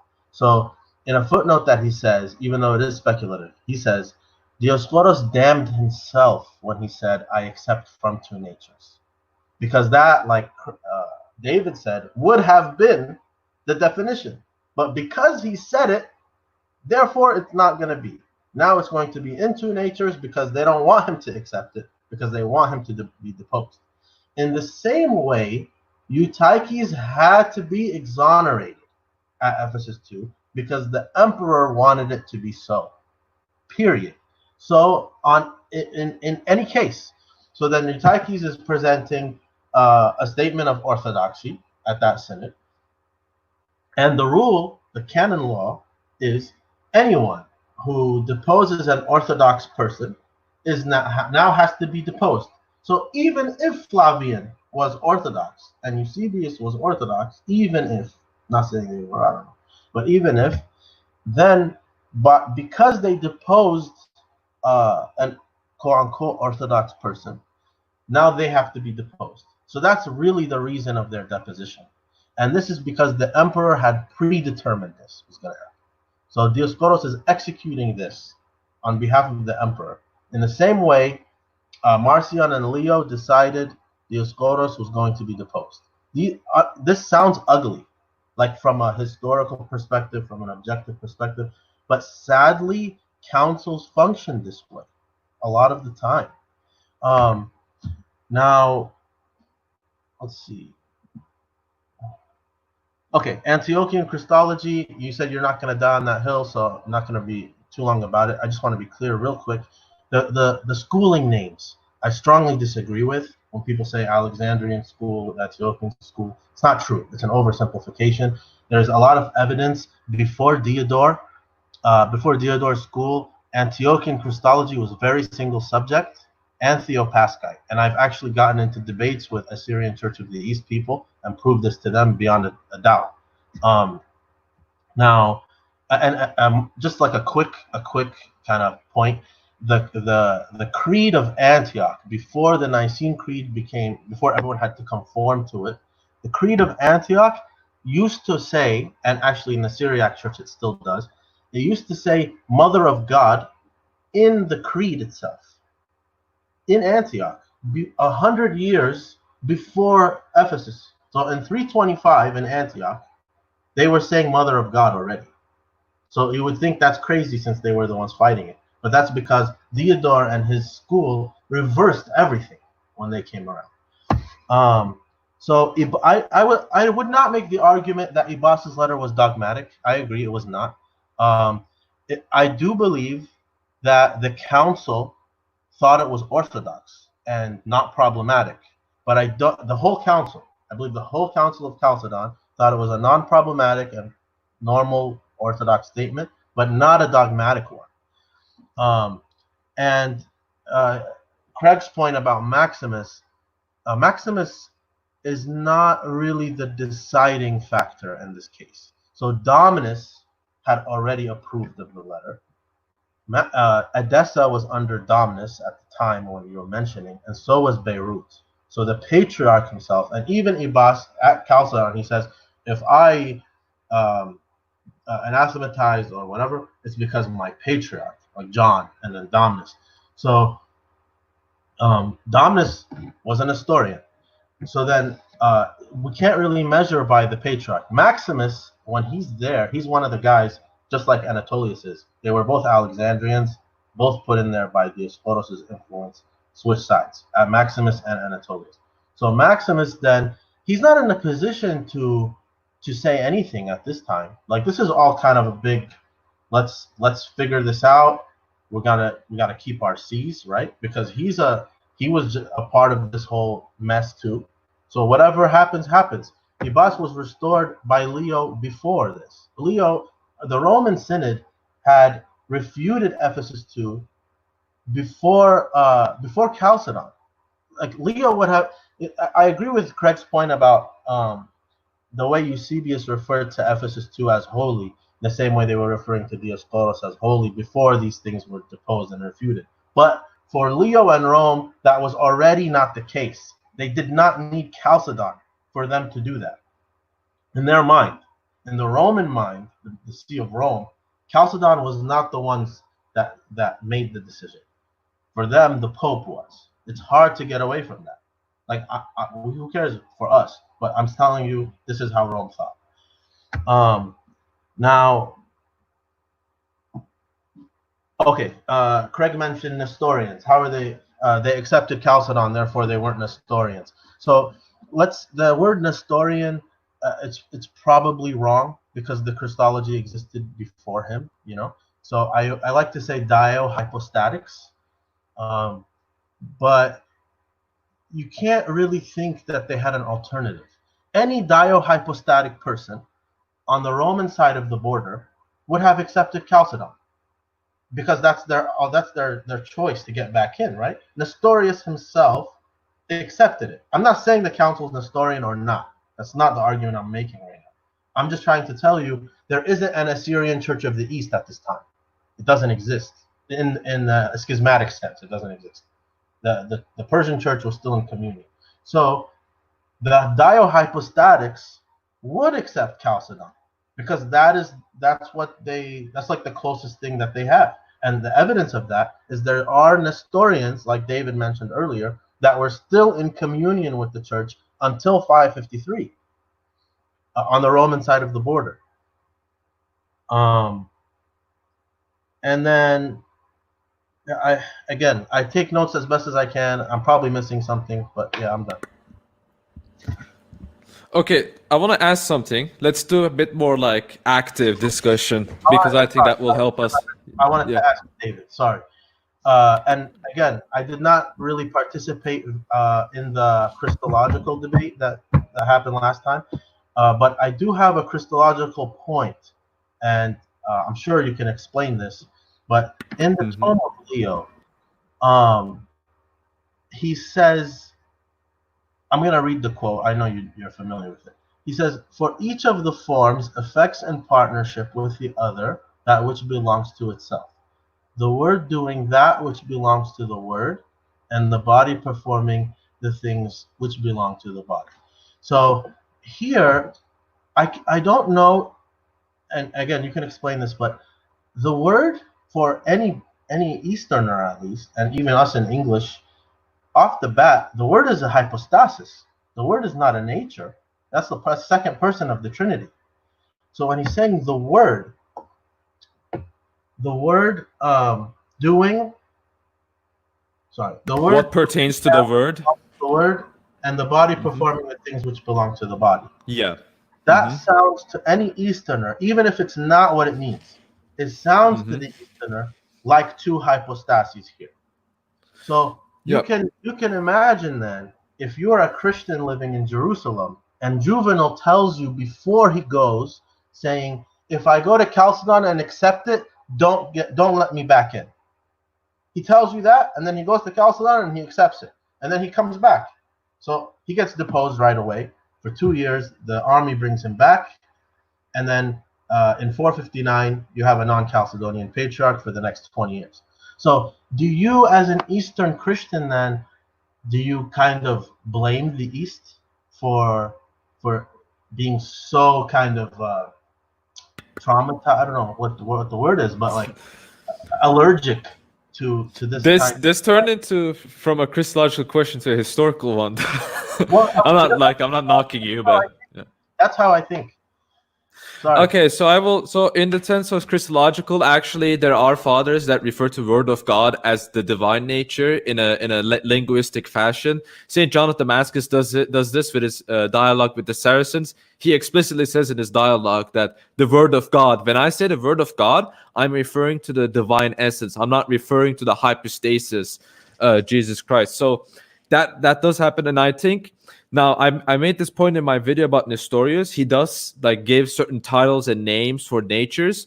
Now, obviously, that explains the viewpoint that Nestorius has, but I will say that probably comes from history. He didn't come up with it himself. Obviously, the application he uses with the titles is obviously wrong. In the video, I already like make a case against Nestorius why exactly he's wrong. It's not just the basic. It's the video Nestorianism and the Council of Chalcedon. It's like the part 5 of my History of Christian Theology series. I make these points. So I'm not going to repeat them here. In regards to accepting the tome of Leo. So basically, what I'm saying is that when Leo says the Word of God, he's talking about divine form. So he's talking about the divine essence, not the hypostasis. In terms of how people can understand it, well, I will say people that don't have full information about the council could accept that in that sense. But two things here. Number one, the acts were out in very honest fashion. That was fully out, including its mistakes. So with proper investigation of the council, you can probably find out. And this is the second point. With proper investigation, you can find out that the tome was interpreted in a Cyrillian fashion. That's why the whole thing that I just talked about happened in the first place. So in regards to the tome of Leo, that's basically my explanation. As I mentioned in the debate, there's a sea of patristic quotations that say what Saint Leo is saying, including Saint Cyril of Alexandria. And I want this to kind of be more like instantaneous now, because we have like turns where we talked. I want to ask you something. Do you have any problems with the definition of the faith in Chalcedon? Oh, about from to natures. I want to mention that too. So, from to natures wasn't rejected because of Dioscorus. I will say that it was rejected. The idea of Chalcedon was that they noticed that there was a heresy going on, Eutychianism, and even before Eutychianism, this was something that happened. And I will say this was influenced by the Apollinarian forgeries attributed to the certain fathers. And Leitzman, in his book on Apollinaris, makes the case, a very strong scholarly case, that all of the statements, the Miaphysist statements from the fathers, prior to Saint Cyril using it for his own theology, and that only happened after 433, were all Apollinarian forgeries. And people were heavily influenced by those forgeries. And so some parties looked at those and they say, okay, there's one nature. That means that's one substance, right? That's not like one component or one reality. People interpret it as substance. And then you had Sanusias, and Saint Cyril himself said, no, you're doing this completely wrong. And even those who are partisans of the Miaphysite formula, I believe I mentioned this in the debate. This was in the letter with Kakish, I believe. I forgot exactly, but I quoted during the debate about how he says, well, yes, one nature, but by the way, can we speak of like human nature and divine nature after the union? And Saint Cyril says, yes, I mean, you're doing this correctly. So I will say that attribute to the confusion in regards to from two natures. So what Chalcedon wants to do is basically prevent any sort of understanding of Eutychianism. Now, the common argument initially was that Chalcedon was Nestorian. Now the common argument is kind of like it doesn't preclude Nestorianism. I want to say that that can be turned on its head. Alternatively, I think if you look at the history of the Oriental churches, of the anti-Chalcedonian position, if you want to say that we had traces of Nestorianism, likewise, the other side had traces of Eutychianism. And I think Julian of Halicarnassus is an excellent example of this because he is a textbook Eutychian. He believes the properties of Christ, human and divine properties, were not actually distinct. He will say that they were distinct, but they're not actually distinct. So this Thomistic word salad nonsense that he basically employed. And that's textbook Eutychianism because he's rejecting that Christ had human properties, that there was any distinction in the first place. And so if there's only one property, can we really say that Christ was human in the first place? Well, seems to be that we cannot speak of him as a human. So that's how it reduced itself to Eutychianism. And the anti-Chalcedonian side will agree with me on this. So if we had Nestorianizers, the other side also had Eutychianizers. And my point really is just saying that I don't think that I know you're not making that argument. You said yourself you're not making that argument, but I'm saying this for the people that would make that argument because I have seen people making this argument ad nauseum, and it's kind of like getting to me. So I want to ask: do you have any problems with the definition of the faith in Chalcedon? Do you think that it has any issues? Do you think it's acceptable the way it's formulated? Would you have Paul made the response during the debate? He said "glorizumenon," right, does not mean in contemplation, whereas I showed Patrick Gray. I read his book and I read critical sections of this book multiple times. He makes this case pretty much both at Chalcedon and after Chalcedon. That's how Chalcedon is understood, the way the natures are distinguished. So bearing that in mind, will you say that the definition has any issues, any dogmatic issues? Do you think it pronounces something heretical, or is there a legitimate way that you can look at it from here? Like, I guess what I'm asking is, can you really construct a Nestorian argument from the definition of the faith at Chalcedon? Is that even possible? Do you think it's even possible? Because I don't think it's possible. Okay, so I think that I'm not versed enough on the definition of faith exactly regarding Christology. However, I don't. Do you believe that the just like a quick question, so I can get to mine? Do you believe that the filioque can be understood in an orthodox way? I think, yeah, but if you're talking about energetic procession, yeah.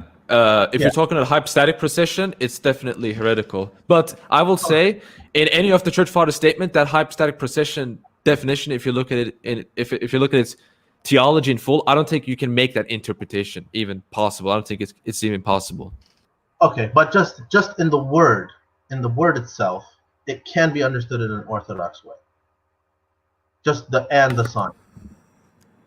If you're talking about energetic procession, yes. If you're talking about hypostatic procession, no. Okay. Now, I think in the same way how it's possible that it could be understood in an orthodox way, yet it should not be added to the creed. In the same way, perhaps the Chalcedonian definition could be, but not as a definition of faith, but as something that is tolerable. So, and the reason why I say that is because I, as an individual layperson, a subdeacon, nobody, how can I say that our synods are saying that we've had the same Christology the whole time? I know it's vague. I'm not a fan of the agreements, like you're not a fan of the agreements, but that is what they're saying, and we're not Protestant, so we have to be obedient to that. You know, the churches in Constantinople and Antioch and Greece and Alexandria.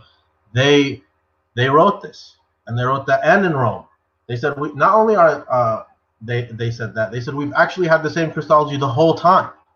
So if that's what they're saying, I can't say that they're wrong. I can only speak for myself. So that's one thing. There's another point you made about Julian. So yes, Julian, as we know, he's anathema for Oriental Orthodox too. And I wouldn't say, I think as much. Okay, so John of Antioch, Theodoret, and these people. Before we're talking, because John of Antioch still on. So they signed off on Nestorius being anathema, and they signed off on Theotokos.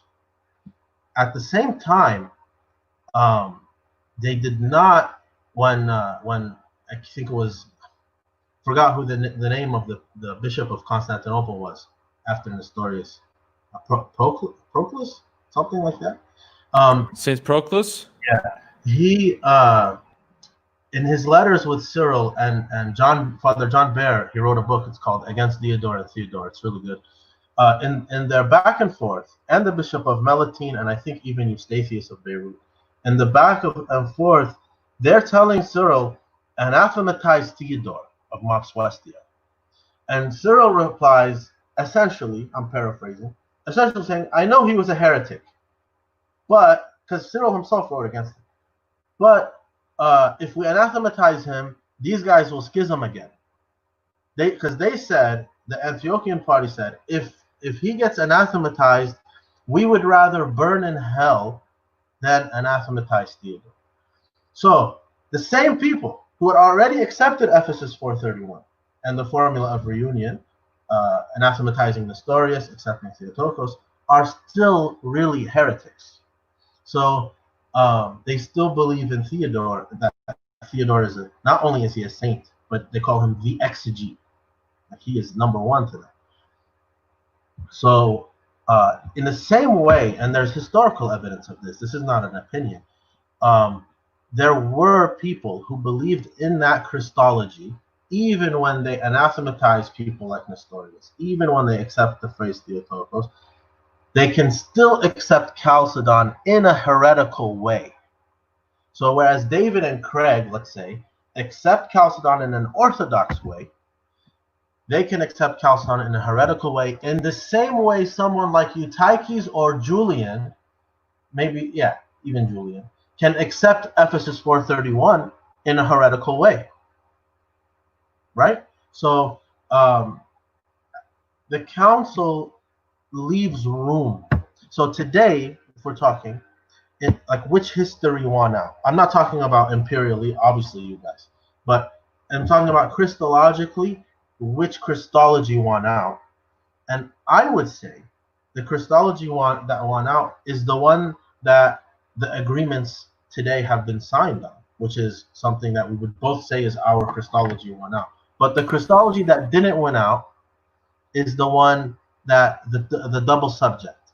And we don't see it in Oriental Orthodoxy. We don't even see Monophysitism in Oriental Orthodoxy. We don't see anybody in Oriental Orthodoxy, any bishop or anybody saying something like Jesus wasn't fully human or not consubstantial with us or anything like Eutyches was saying. But we do see some minority of Eastern Orthodox who do say things like there are two hypostases in Christ, or like they divide him. Like I actually want to. I haven't really had the opportunity to have like a real civil, cordial conversation like this with one of those Eastern Orthodox, but I would want to ask them, then why don't you just become Assyrian Church of the East? I don't understand. What's the difference between you and them? But the point is, as a Chalcedonian Eastern Orthodox person, you can be in communion with such a person. It's a possibility. Whereas in Oriental Orthodoxy, we can't. Not only can we not be in communion with someone like that, but even as a Monophysite, we can't be in communion with them. So to me, this is the safest Christology. Mm-hmm. I want to ask a quick question. Do you think you can be in communion with someone who believes grace is created? No. Metropolitan Bishop Damiettos, though, has a document where he argues that grace is created, and he argues. I've heard some responses. Paul himself responded to me in DMs, and he said, "Oh, his argument is faulty because of that," and I'm ready to accept that. But Metropolitan Bishop does seem to make that argument. So, won't you say that he's wrong in saying Absolutely. Grace is created?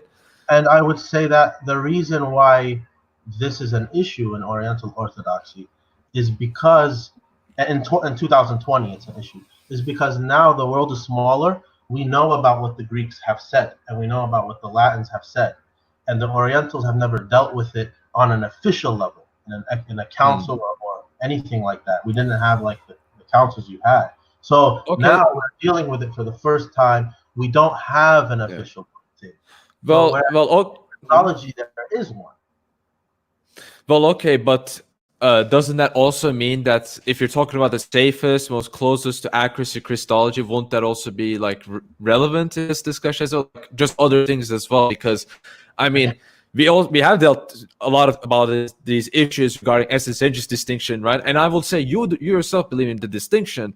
My question will be in what way? Like, is it because we have it dogmatically defined due to the Palamite synods, as some people might say, that happened in the 14th century? It's been cleared out, and you had Synod of Blackernay that clears out energetic procession in response to filioque and all of these things. But if you're going to talk about the theological, historical based theological purity, then wouldn't it be the case that we're kind of way better at that because we had to deal with these issues, whereas from your side you didn't really have to? I mean, forgive me, I might not be understanding the argument too much, but in regards to that, I think that's kind of like what you're saying to me feels like, we dealt with the issue of theopaschism. In us, you cannot be anti-theopascite. You cannot be a dual subject Christology. Whereas with Chalcedon, you can maybe. But I think if you extend that to wholesale other things, then the ball is on your court, and it's not a ball. It's a potato that's going to explode in your hand, basically. I think there's a really good argument that you can make from Chalcedon itself that yes, there were, historically speaking, you're 100% right when you're saying historically speaking, there were Nestorianizers in the church. As a matter of fact, this book makes the point itself. He's talking about, Patrick Gray is talking about Nestorianizers in the church and how they interpreted Chalcedon. I don't deny that. What I'm arguing is this. I think their arguments are just inconsistent. I don't think you can make a consistent case looking at only Chalcedon, just only Chalcedon. I don't think anyone can make a consistent Nestorian Christology from Chalcedon consistently. I don't think that's even possible. And the basis of my argument is the fact that the natures are distinguished in thought, not in concrete. I think that's a very strong point. And I don't think you can have a dual subject Christology if the distinction is not concrete. If the distinction is not concrete, then you can't even have subjects in the first place. It's actually impossible. So I guess that's what I will say. Okay. There was a point you were saying regarding like in the first part of your answer about I forgot now. What was the first thing you were asking me in the beginning? About the definition of the faith? No, in this reply right now. It's about thank you for reminding me. I also forgot to respond. So it was about whether you can which Christology or theology was the purest one. It's basically that, because we can go to the history, and I can find statements from Damian of Alexandria saying that God is just an abstract concept that the persons participate in. That's very heretical, and I think you can have that position because a saint had that position in the past. But I also wanted to add, I say I wanted to add, but I forgot what I wanted to add. So you can answer that question while I try to remember that. But basically, which question? Oh, I'm sorry. My brain is frantic today. It's about 1990 agreements. I want to have a go at that. First of all, not all churches in the Orthodox Church accepted those agreements. Mount Athos straight up didn't accept it. They refused even a dialogue. Russia wanted further questioning because they make the point I make in saying, well, we see these statements, but we're not really certain what these statements mean for both sides. And that's what their question is. And I think you can be in the Orthodox Church and depend on how Moscow responded, how other patriarchs responded, and say, I don't really buy this document. I don't think it's like this. I don't think agreement is dogmatic. I think I can reject it and say, this might have certain truths, but wholesale, it's not really anything substantive. And my argument is basically It's just that it's what the document says is already what we both said for millennium, but it doesn't handle the issues it doesn't handle the critical issues where we diverge in regards to how do we understand the hypostatic union. That's not mentioned, right? Is there union of two hypostases, or is there union of two substances, right? I mean, that hasn't been fleshed out, and I think if that's not fleshed out, I can't really agree with this document full scale. I don't think it really does anything. I think that Craig doesn't have to agree because he's Bulgarian Orthodox. But I think that synods, if you are under a synod as an adult individual, you are choosing to be under a synod. So then that synod makes those decisions for us. I'm one of them. There's the Ethiopian and Eritreans. They haven't agreed to anything. So I can also say the same thing. I actually respect them. They're amazing. They're like the least modernist out of everybody. They're awesome. But at the same time, I don't know how, like, for example, let's say you, I think you're under Constantinople. So you can, if you're having lunch with His Holiness Bartholomew, right? And you tell him that, and he tells you, well, I agree. So then that's it, right? Like, he's the patriarch. That's it. Now about Nestorianizers, I think that your point about it's impossible for someone to interpret Chalcedon isolated that way. I think that's the point. In a consistent manner. Is my argument. Yeah. I think that I respect that opinion. If I was Eastern Orthodox, I would also hold it. But I don't. At the end of the day, I think it's an opinion. If we're isolating it, if we're not isolating it, no, because Constantinople 553, clearly there's no room anymore. But if we're isolating it, it's an opinion. It's a respectable opinion. I think that the failure to anathematize the letter of Ibas is a problem, and the Chalcedonians even admitted this. So it's like they admitted it after the fact, and that's why 553 does anathematize it, right? Despite Rome, 553 anathematizes. Rome is forced to sign, causes schism in the West. You know the history there. So, in the Oriental side, yes, there are undefined things like ADS or whatever, where you will find it, and there are bishops with different opinions and whatever, because it's not defined. But if we're talking about Christology, you can have, like, I remember I was at I think it was Ukrainian Orthodox Moscow Patriarchate, Ukrainian Orthodox. I don't know. Actually, I don't remember. I'm pretty sure it was Moscow Patriarchate in Pennsylvania, in like a rural area. I was at their Vespers and visiting. I heard it was one with a friend.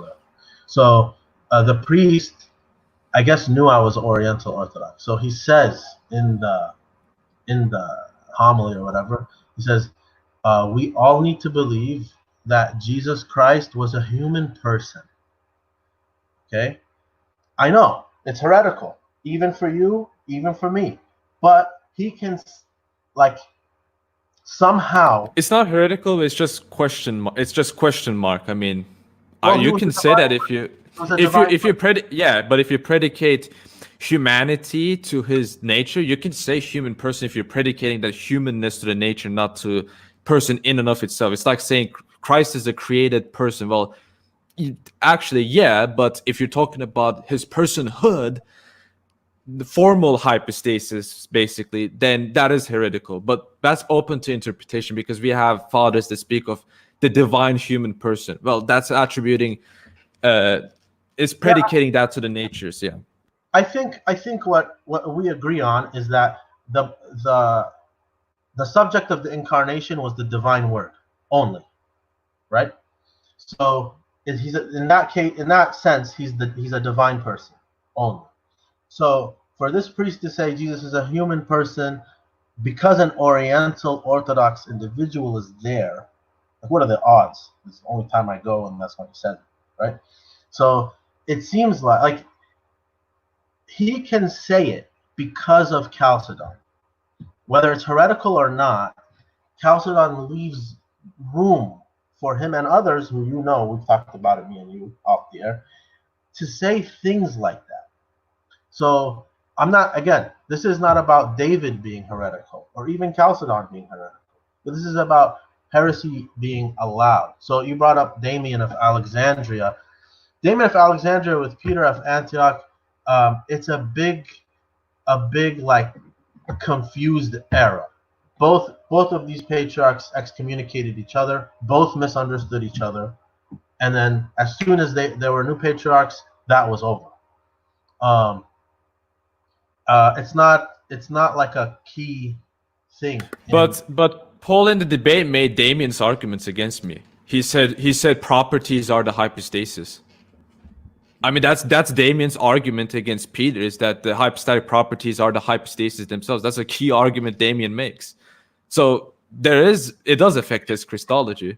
So I think what Paul meant, and again, I don't know much about this, but I think what Paul meant was the particular reality, I think it's called, right?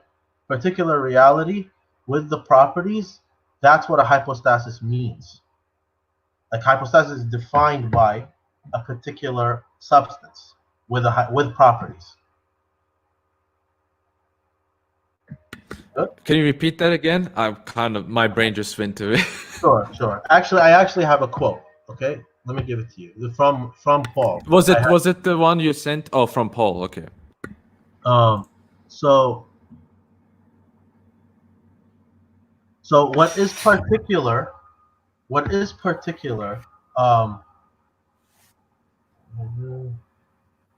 As soon as just so you guys know, this will be the last question, and then we'll do audience questions. All right. So as soon as if there's a particular essence or a particular substance, particularized substance, that is a hypostasis.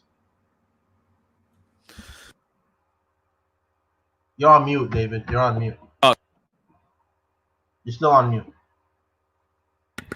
Am I unmuted now? Yeah, I am. Okay.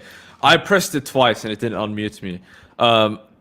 Doesn't that mean that hypostasis is the essence? It's just a different mode that essence exists in. I think that's particularized essence, and the properties. Yeah, but if it's just reduced to that, then I don't see any difference from Damien's argumentation. I think it's the same argumentation he makes.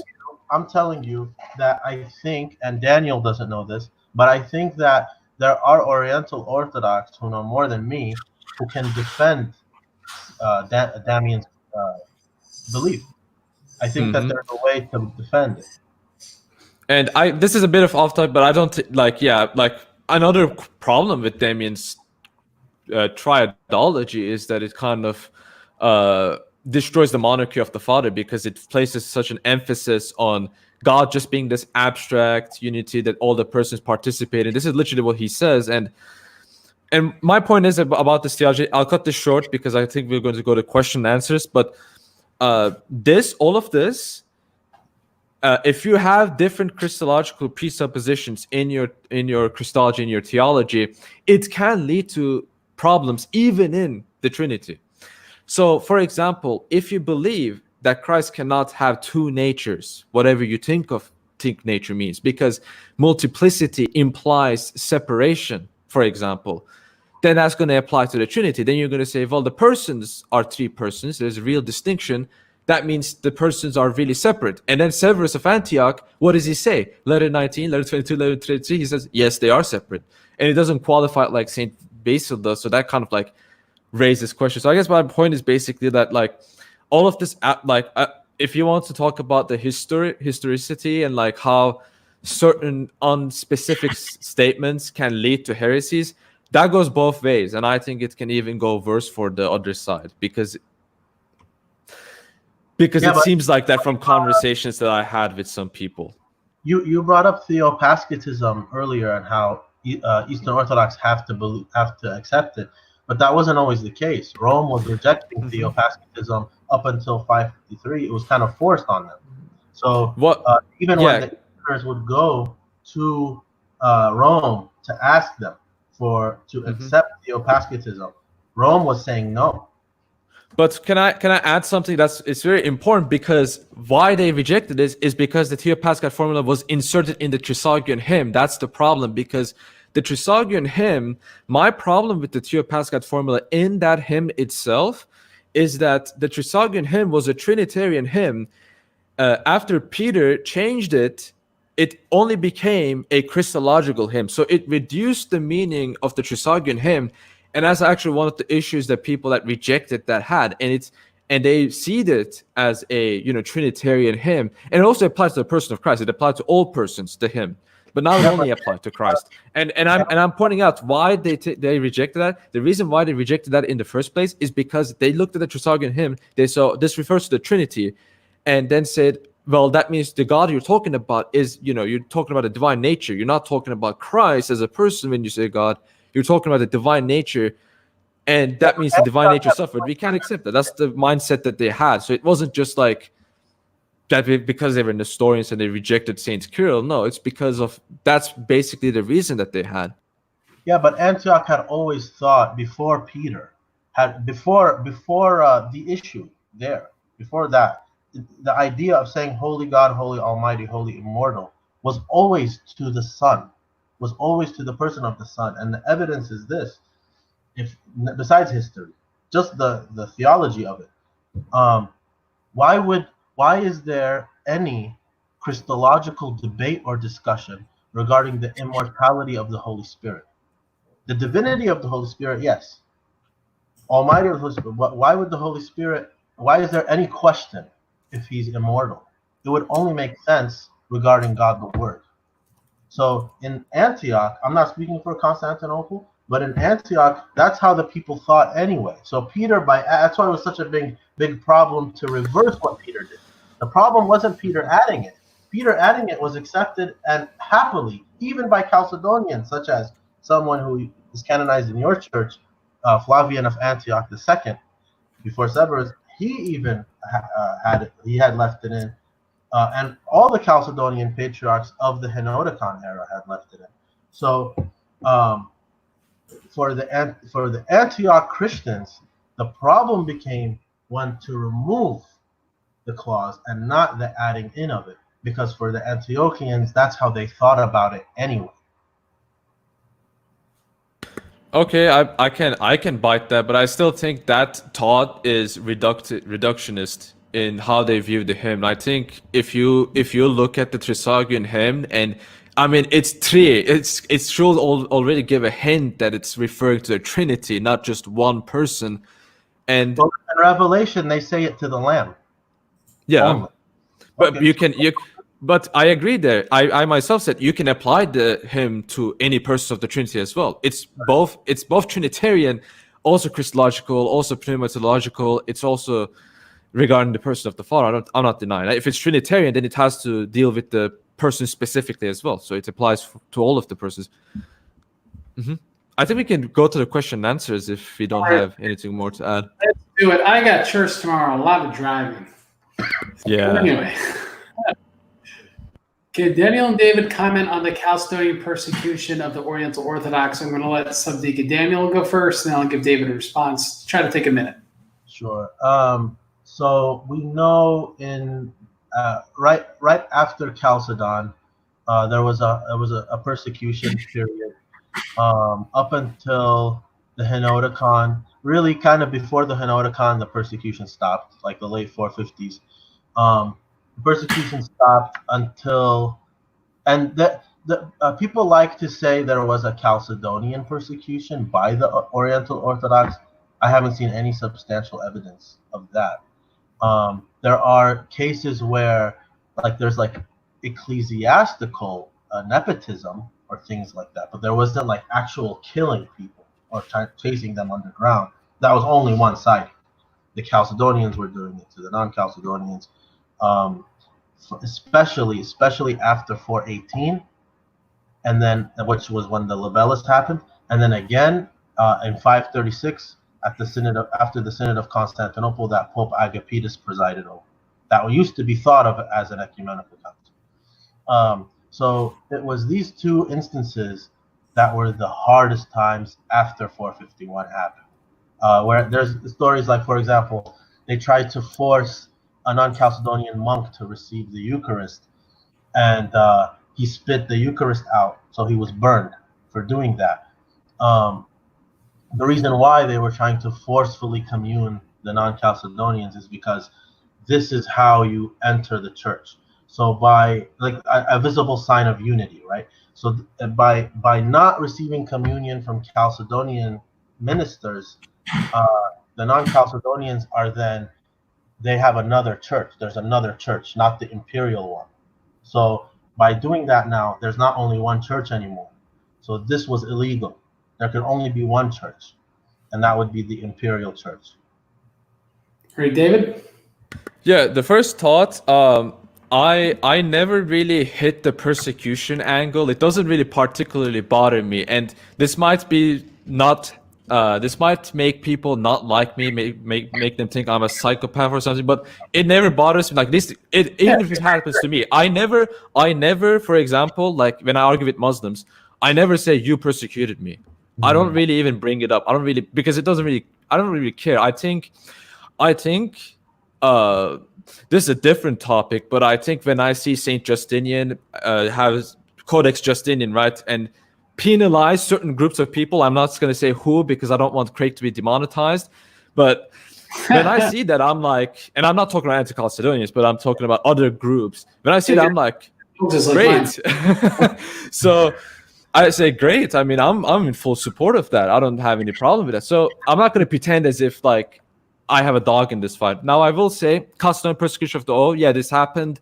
I think this happened in imperial level. Definitely, yeah. On the other side, there were, I think Saint Proterius was assassinated.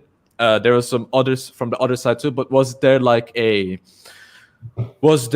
this institutionalized oppression from the Orientals towards the Eastern Orthodox? For that to happen, the Orientals will have to have an institution. And I don't think they were head of the imperial institution. The only time they had a strong hand, was when the emperor was Anastasius. And so you can look in during that time. I don't really. Maybe Zeno too. Maybe. Yeah.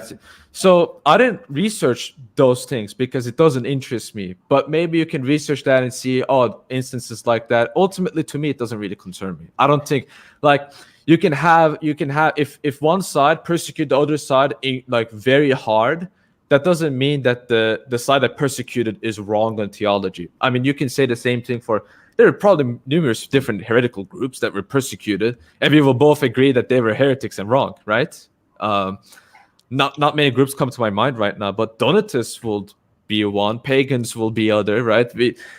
I personally, when I see persecution of pagans, I'm like, great. I don't have any problems with that, morally speaking. Yeah. This might surprise some people, but it doesn't really morally affect me. So, right. If it happened to us, I will say I understand why. Like. I'm against persecutions, and on this channel we're against persecutions. But I will say this because it ties to the next question: was there an Oriental Orthodox versus Chalcedonians? Most definitely, I'm going to answer that question. 30% of Ptolemaic Egypt was Greek. Where did all the Greek speakers go? They just disappeared magically? Come on, we're persecuted by the Copts. Scholars like Friend speak about how this really was, he denies it in the first 100 pages of his book that it was, really wasn't political. And then the rest of the book, it's pretty much, yes, it was political. The Patriarch of Alexandria was almost like the viceroy of Egypt. For whatever reason, after the age of Constantine, it was a very political position. There was not only a lot of money, there was military power. And there was definitely killings, Chalcedonian bishops that were killed, lynchings, persecutions. These Greeks didn't just appear. How in the 6th century was it like, all right, 95% Copt and 5% Greek? Where did all the Greeks go? We know where the Jews went, for example. They were persecuted outside of Alexandria. They were kicked out. Jews at some point were about 10% during the Ptolemaic area of Alexandria, and that persisted into the Roman times. So yeah, we could actually point to certain policies and actors which led to the persecution of Jews in Alexandria. Where do the Greek speakers go? I mean, there's Greeks now in the Eastern Orthodox Patriarchate of Egypt, but a lot of them are like immigrants since like after World War II. So they're Greeks, but from Greece. They're not like native Greeks from Egypt. They were genocided away or forced out. And people like talking about this because they're not like historically this oppressed group. But I think when we, no offense to David, we talk more about the persecution of Pontic Greeks, when that becomes more of a sexier topic in scholarship, they will look more seriously at what happened to all the Greeks in Egypt. There was definitely persecution. You can't get that change in demographics without that. So that's my comment from the Eastern Orthodox side. Let me give that to now Subdeacon Daniel to give a response. I don't think we can assume that they were genocided or forced out just because they're not there anymore. It could also be they converted. Just like how there are no Greeks in Syria. And Syria used to be Greek, especially Western Syria was all Greek. And Palestine was all Greek. So these areas were Greek, and they're not Greek now. We don't know, unless we study the subject and we see what the scholars say, we cannot say that they were genocided or forced out. We can say they converted, they culturally converted, they Copticized, Arabized, whatever. But it doesn't, like, there are probably a bunch of Middle Eastern people that have Greek blood, right? And there are and let's think about it like this too, because we're speaking very anachronistically, all three of us, regarding this subject. It wasn't Copts are Oriental, Syriacs are Oriental, Greeks are Chalcedonian. That's not how it used to be. It used to be very mixed. So, for example, the patriarchs on the non-Chalcedonian side in Antioch were ethnically Greek, and the patriarchs on the Chalcedonian side of Antioch were ethnically Syriac. So now it's not, because the populations that had accepted a view or the other eventually became the majority. But originally, like, you have Ephraim of Amid and Abraham and some other bishops of the Chalcedonian side, they were Syriac. And you have Peter the Fuller and Severus, they were Greek. In Egypt was the same. There wasn't really a distinction between ethnically Copt and ethnically Greek at that time yet. That didn't yet exist. So for them, there was no view that way. So to talk about a Coptic genocide of Greeks, that is an anachronistic way to think. And the same in Syria. There was no Syriac persecution of Greeks there. And if there was, it would be Syriac Chalcedonians persecuting Greek non-Chalcedonians. David, do you want to make a quick comment, or we want to move to the next question? Yeah, I want to say that is possible, but it's, as I said, it's possible. I think both. Here's what I think about the concept of persecution. I want to say I'm a Pontic Greek myself, ethnically speaking. So obviously I'm aware of the genocides, and I live in Turkey, and this topic haunted me for years. So I have experience in this, like, kind of like being that group. I just want to say that I think what a persecution indicates is that I'm not saying it's a morally good thing, by the way, in all cases, but what it indicates is that the people are taking it seriously, what they believe in seriously. I don't like it when I see that people aren't taking their faith seriously. So I guess that kind of explains why I'm like kind of like getting this counter reaction. But I will say that a lot of Copts took their faith seriously, and some of the people took it in a bad. I think there is a possibility for that. And I will also like to say again, if they did it, I don't think they're like inherently evil people for doing that. I think people have that mindset, but I think it's understandable how that happens, because you kind of have to have the mindset of living in that civilization to really understand it. The civilization we live in is kind of like this like apathetic civilization where we don't care about anyone. It's kind of like, yeah. So you have to understand that mindset. And I don't think it's like an evil mindset. It happened in the Bible. Both Christians and people fighting against Christians did it. Now, I'm going to keep the question up only temporarily because it covers David's face. Question for Daniel. You said Chalcedon allowed for some to hold Nestorian views. How is that different than Arianism at Constantinople decades after Nicaea condemned the Arian heresy? It's not different. That's why Constantinople 381 happened. That's why Constantinople 553 happened. David? Thank you, because a lot of Coptic apologists miss this, and yeah, I agree. That's basically why I make these points about you had Eutychianism too. Is because it isn't because I'm arguing against their position. Oh, you're wrong because this position was allowed. My argument, I understand that. I will also agree that in their position, it's inconsistent to have Julianist views if they accept the dogmatic statements. I'm just saying my point is basically counter to the popular Oriental point that some people are. So thank you, Subdeacon Daniel Kakish, for being honest. I mean, that's why I'm chatting with you. Now we got Elijah Yassi. Question for Subdeacon Daniel. Did Dioscorus try to get the tome read during Ephesus 2? Did he prevent that so that supposedly Rome doesn't get executed for heresy? Seems to be speaking out both sides of your mouth. Response? I've tried. I've actually practiced in the mirror, tried to speak out of both sides. Doing it right now. So, I didn't say Dioscoros tried to prevent the tome from being read so that Rome doesn't get excommunicated. I said the synod did. And I actually, if we're talking about specific individuals, I would say Juvenal specifically. Because Dioscoros did ask for it to be read 3 times. Now, it's in the Acts of Ephesus. For us to say that's not true is speculative. All we have to work with is the Acts of Ephesus. And if we want to, and then after that, we can depend on commentary of people who were there. If we want to talk about the bishops who denied this, I don't think they're reliable since they change their minds all the time. Whoever's in power, they're good with them.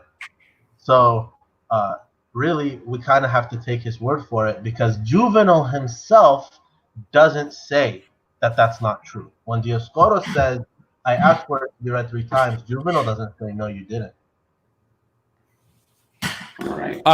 Yeah. Can I respond? Just short note. I want to add that I think there's a good possibility that that question might be a rhetorical question or basically a question to the air. It's kind of like if you have a very strict person and you're asking people, do you have any questions? When you don't want any questions, if the people feel that air in that room, they're like, I'm not going to ask questions because this person is going to screw me up, then you're not going to have any questions. So it can be rhetorical, and I think there's good evidence considering there has been like heavy suppression in the council as well. Papal legates talk about this. It's not just bishops that are like flip-flop all the time. And one can ask, why are the bishops flip-flopping? Are they flip-flopping because they don't have faith in their beliefs, or are they flip-flopping because they simply were, suppressed, or because they were influenced by a charismatic figure that told them what to do, right? Again, multiple interpretations. I think that I just want to talk about the possibility of that.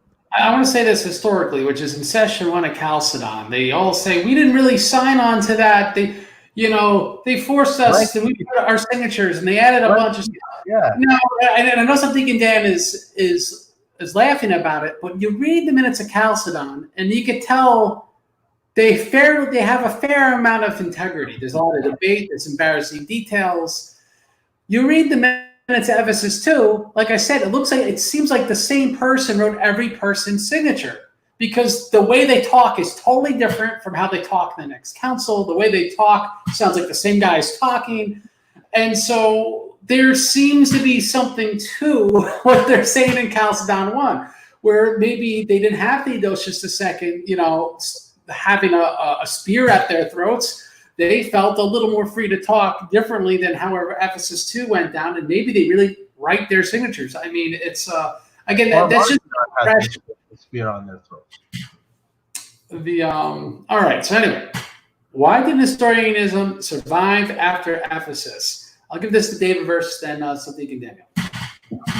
So why did Nestorianism survive after Ephesus? It's basically a heretical group trying to exist within the structure. This has happened with Arians, with Eunomians, with Apollinarians. This has happened throughout history. So I think both me and Subdeacon Daniel Kakish will agree that that councils can condemn views, but the same views that get condemned can still exist within that structure. But again, I will argue that even if that is the case and that happens for both sides, this is a point that benefits us both, is that they cannot be consistent when they do it. So with Severin Zealot's debate with the fake Orthodox duo, true Orthodox duo, the true Orthodox duo point out that Nestorians, they accepted the council word, but they modified some of the text to make it more favorable to their position. They pointed that out. So again, this kind of stuff has happened. So that's my explanation. Subdeacon Dan? Yeah, I totally agree. I think that these people are very, very smart. And we have to be honest, and it implicates both of our sides. There have been a lot of times where bishops have compromised things in order to keep their see or keep their power or whatever it is. In a lot of cases in church history, it's happened. So, and this is one of the times is that they find ways, they find loopholes. So like these, where in a council that explicitly anathematizes Nestorius, like Chalcedon and the Tome, people who believe in that Christology, not in Nestorius himself, but in that Christology, can find a way to make it fit here. So, and this, if you read, I forgot the name of the book, but it's a history on the Assyrian Church of the East and how long they were in communion with the Chalcedonians. So, essentially, the Assyrian Church of the East can accept, it could fit for them to accept Chalcedon as a Christological definition, besides the canonization and stuff that are anathema of Nestorius. But once Constantinople 553 happens, it's no longer possible. The Assyrian Church of the East can't. It doesn't fit with them anymore. So, these people can find ways, like Ibasa, Theodoret, and Dominus. They can find ways to make it fit, just like John of Antioch can find a way to accept 433 and 431, yet still canonize Theodore of Mopsuestia. It can happen.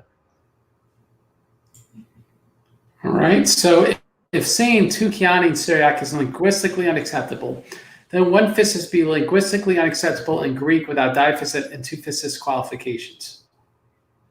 I don't know the Greek enough, but I can tell you the Syriac. Tu Chiane is unacceptable because a Chiana means being. It means being not just in Syriac, it means being in Arabic too. So like if we say, we can't say the Trinity is three Chiane, because then we would be saying the Trinity, God is three beings. He's not. So, but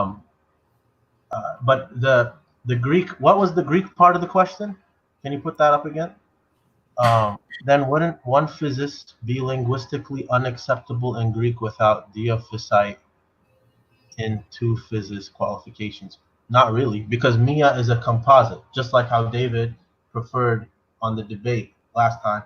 He don't want it to be called diaphysitism versus miaphysitism, because David says both are acceptable. But the problem with, in his opinion, from the Miaphysite view, is that the intolerance of Oriental Orthodoxy of diaphysite, whereas in Chalcedonian Christology, both are okay. Mia is a composite; it's not mono. So he is a composite one out of two in the Oriental Orthodox understanding, and in the Henoticon agreement between us both, and the current agreement today, they say Christ is one, not two. And intentionally, they don't say natures, because this is something that we haven't maybe hammered out, and this is what David was trying to talk about earlier, about us not, it's not clear enough, it's not explicit enough in agreements. I agree. But they intentionally are avoiding saying the word nature on there. They're just saying we both believe Christ is one, and he's not two. So no, I think one nature, if you mean mia nature, mia physis, that's okay. It doesn't. I don't see the problem. right, David. So, in regards to the Syriac mapping, first of all, I think you can have a degrees of linguistic flexibility, and even the Assyrian Church of the East has actually historically done that, even if they were not consistent in how those terms were used. If you look at the Peshitta, if you look at the Bible, for example, it doesn't actually correspond one to one. It doesn't all the time, and I think 1 Peter 1:4, where it's mentioning that we partake in the divine nature. I don't think it presupposes that we're also partaking in the divine hypostasis, but rather we're partaking in the divine nature through the energies, right? So I think if you had that view in all cases in the Syriac, I think there will be some inconsistencies. But I will agree that in their terminological tradition, in your anti-Chalcedonian tradition understanding, I can understand how you thought that it will be the case, just like how it could be understandable that in our case it was taught that Miaphysis was always heretical and all that. But I think in the case of Miaphysis, it's really because we accepted that we can be linguistically flexible. It wasn't something that was accepted naturally. It was something that our theologians looked at and they tried to understand how Saint Cyril used it, and primarily even Antiochians, right?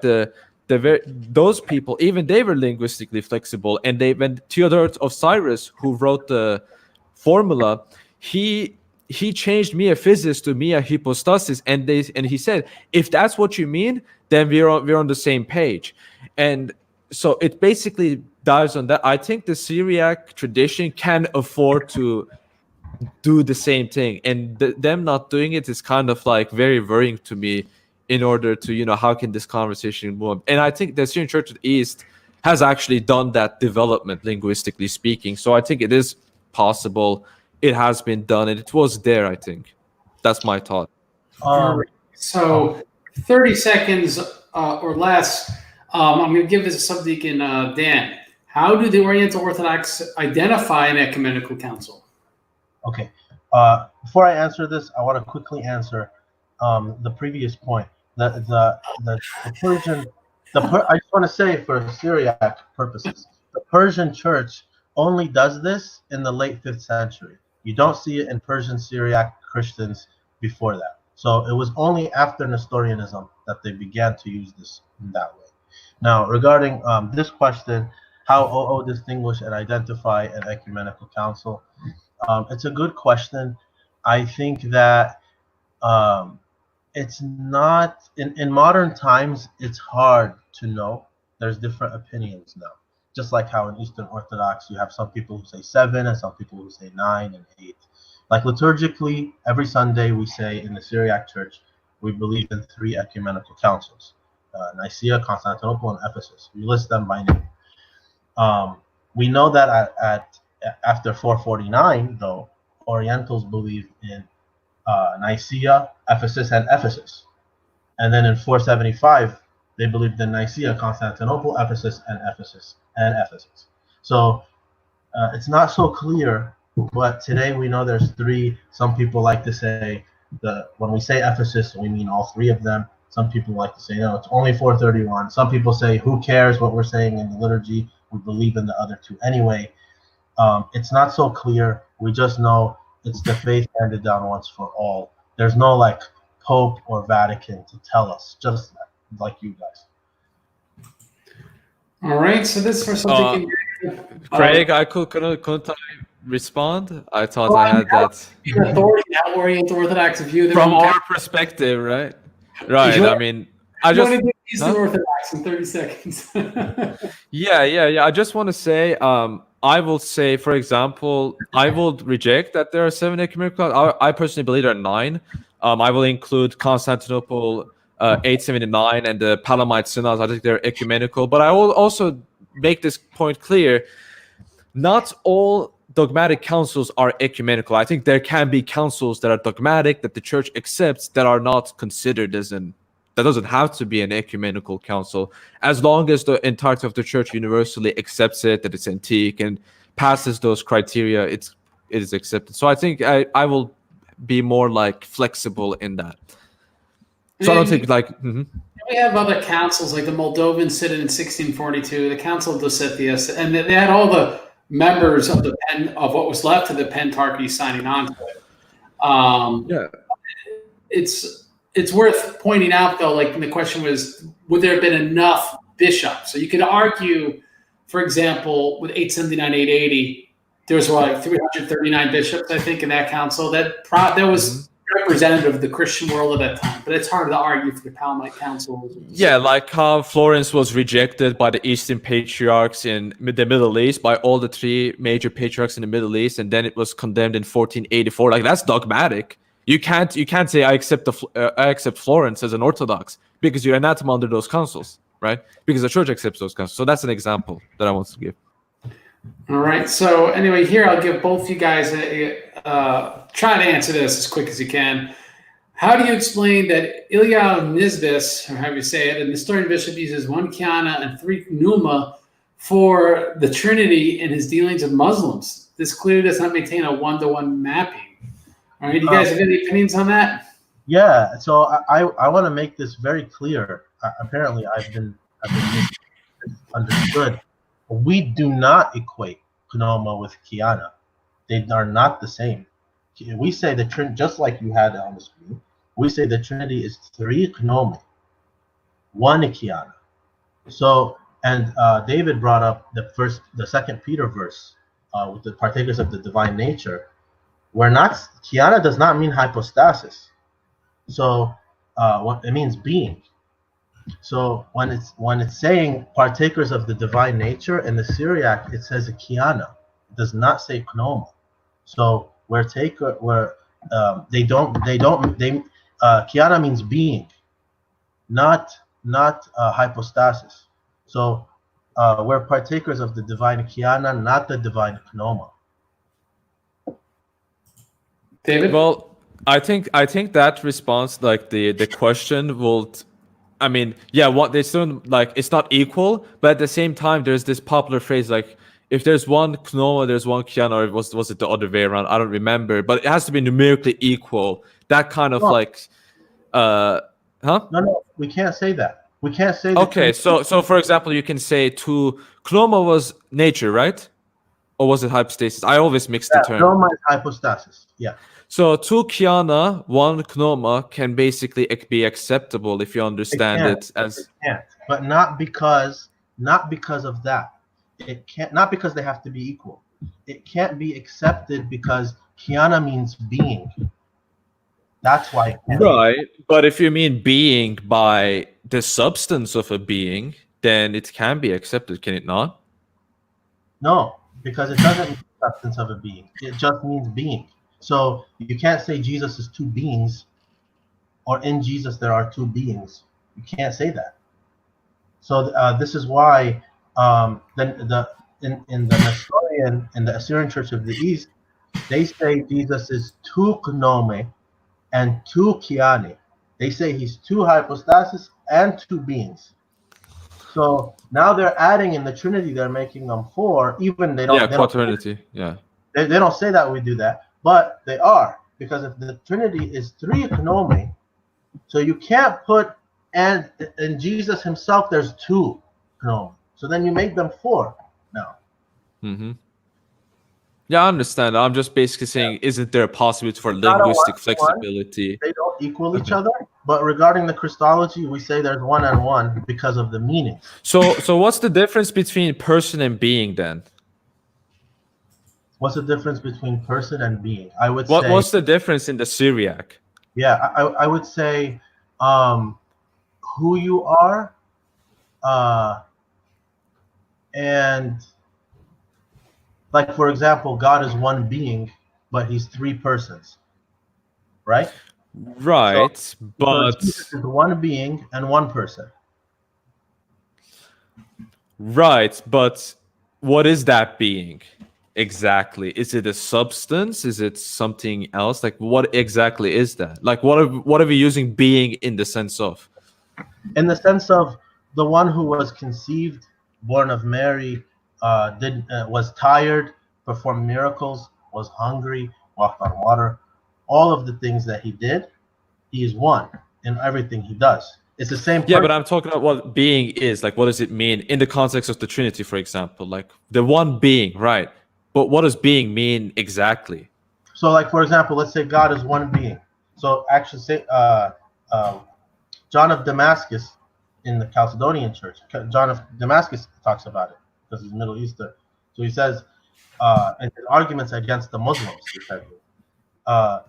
so God being one being is this, how the word of God is the logos, is the knowledge of God. So when he's talking to the Muslims, he's telling them, is there any time when the Father did not have a word or did not have a logic or his wisdom? Did he change outside of time? No. So then he always had, the one God always has his wisdom. And the same one God also has his own spirit. So his own word took flesh, his own logic, his logos took flesh. So this is the oneness of God. But there are what distinguishes being with substance? I'm going to be honest with you. In Syriac Christological terms, there's no word for substance. We borrow the Greek word. Yeah, there isn't one. There isn't an equivalent word. Like we borrow ousia. We don't have like even in the creed, when we say the creed, when we're saying one essence with his Father, we say ousia. Yeah.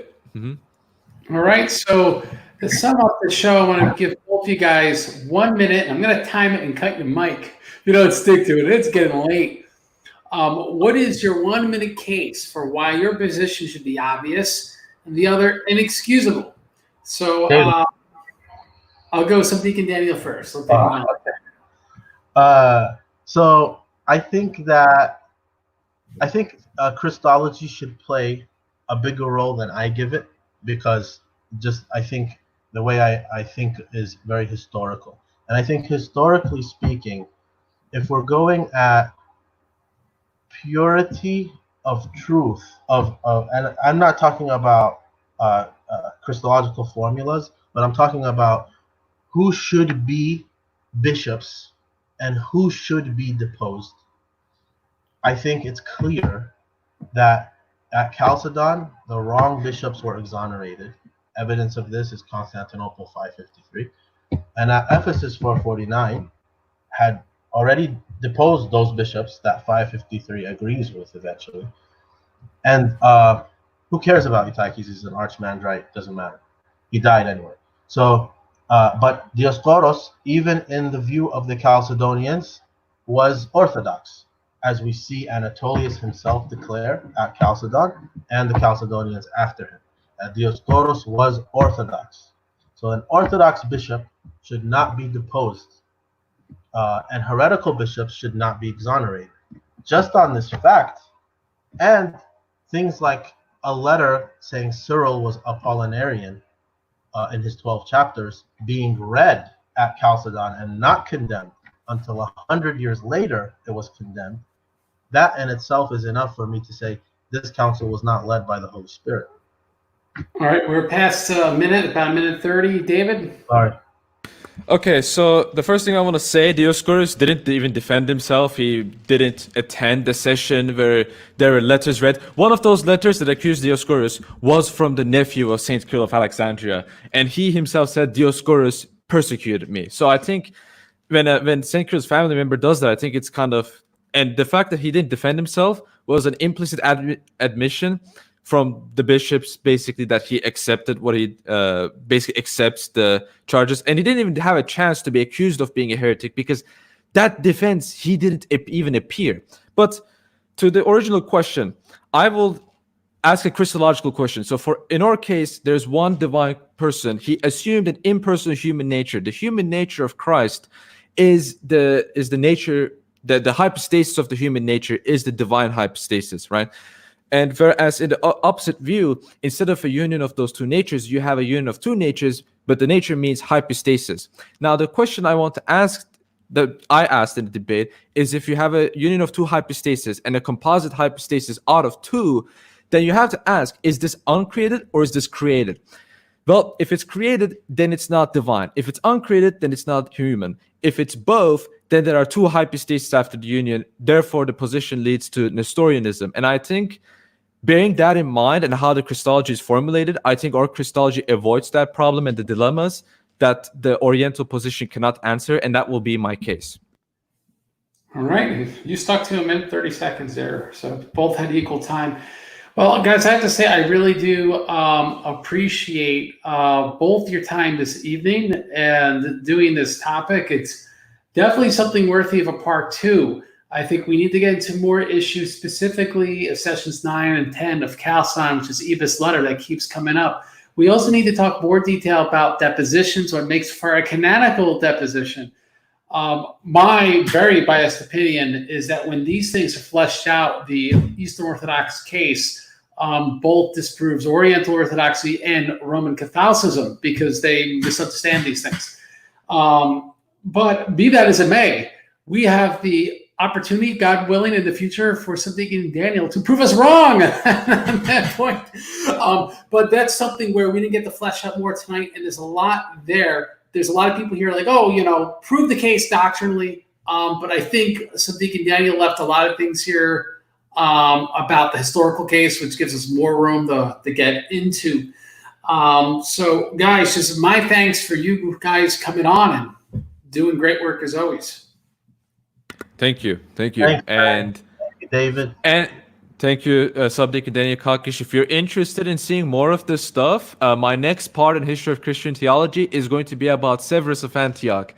And that's where my expertise is, basically. That's the best thing. That's the thing I'm best at in this issue.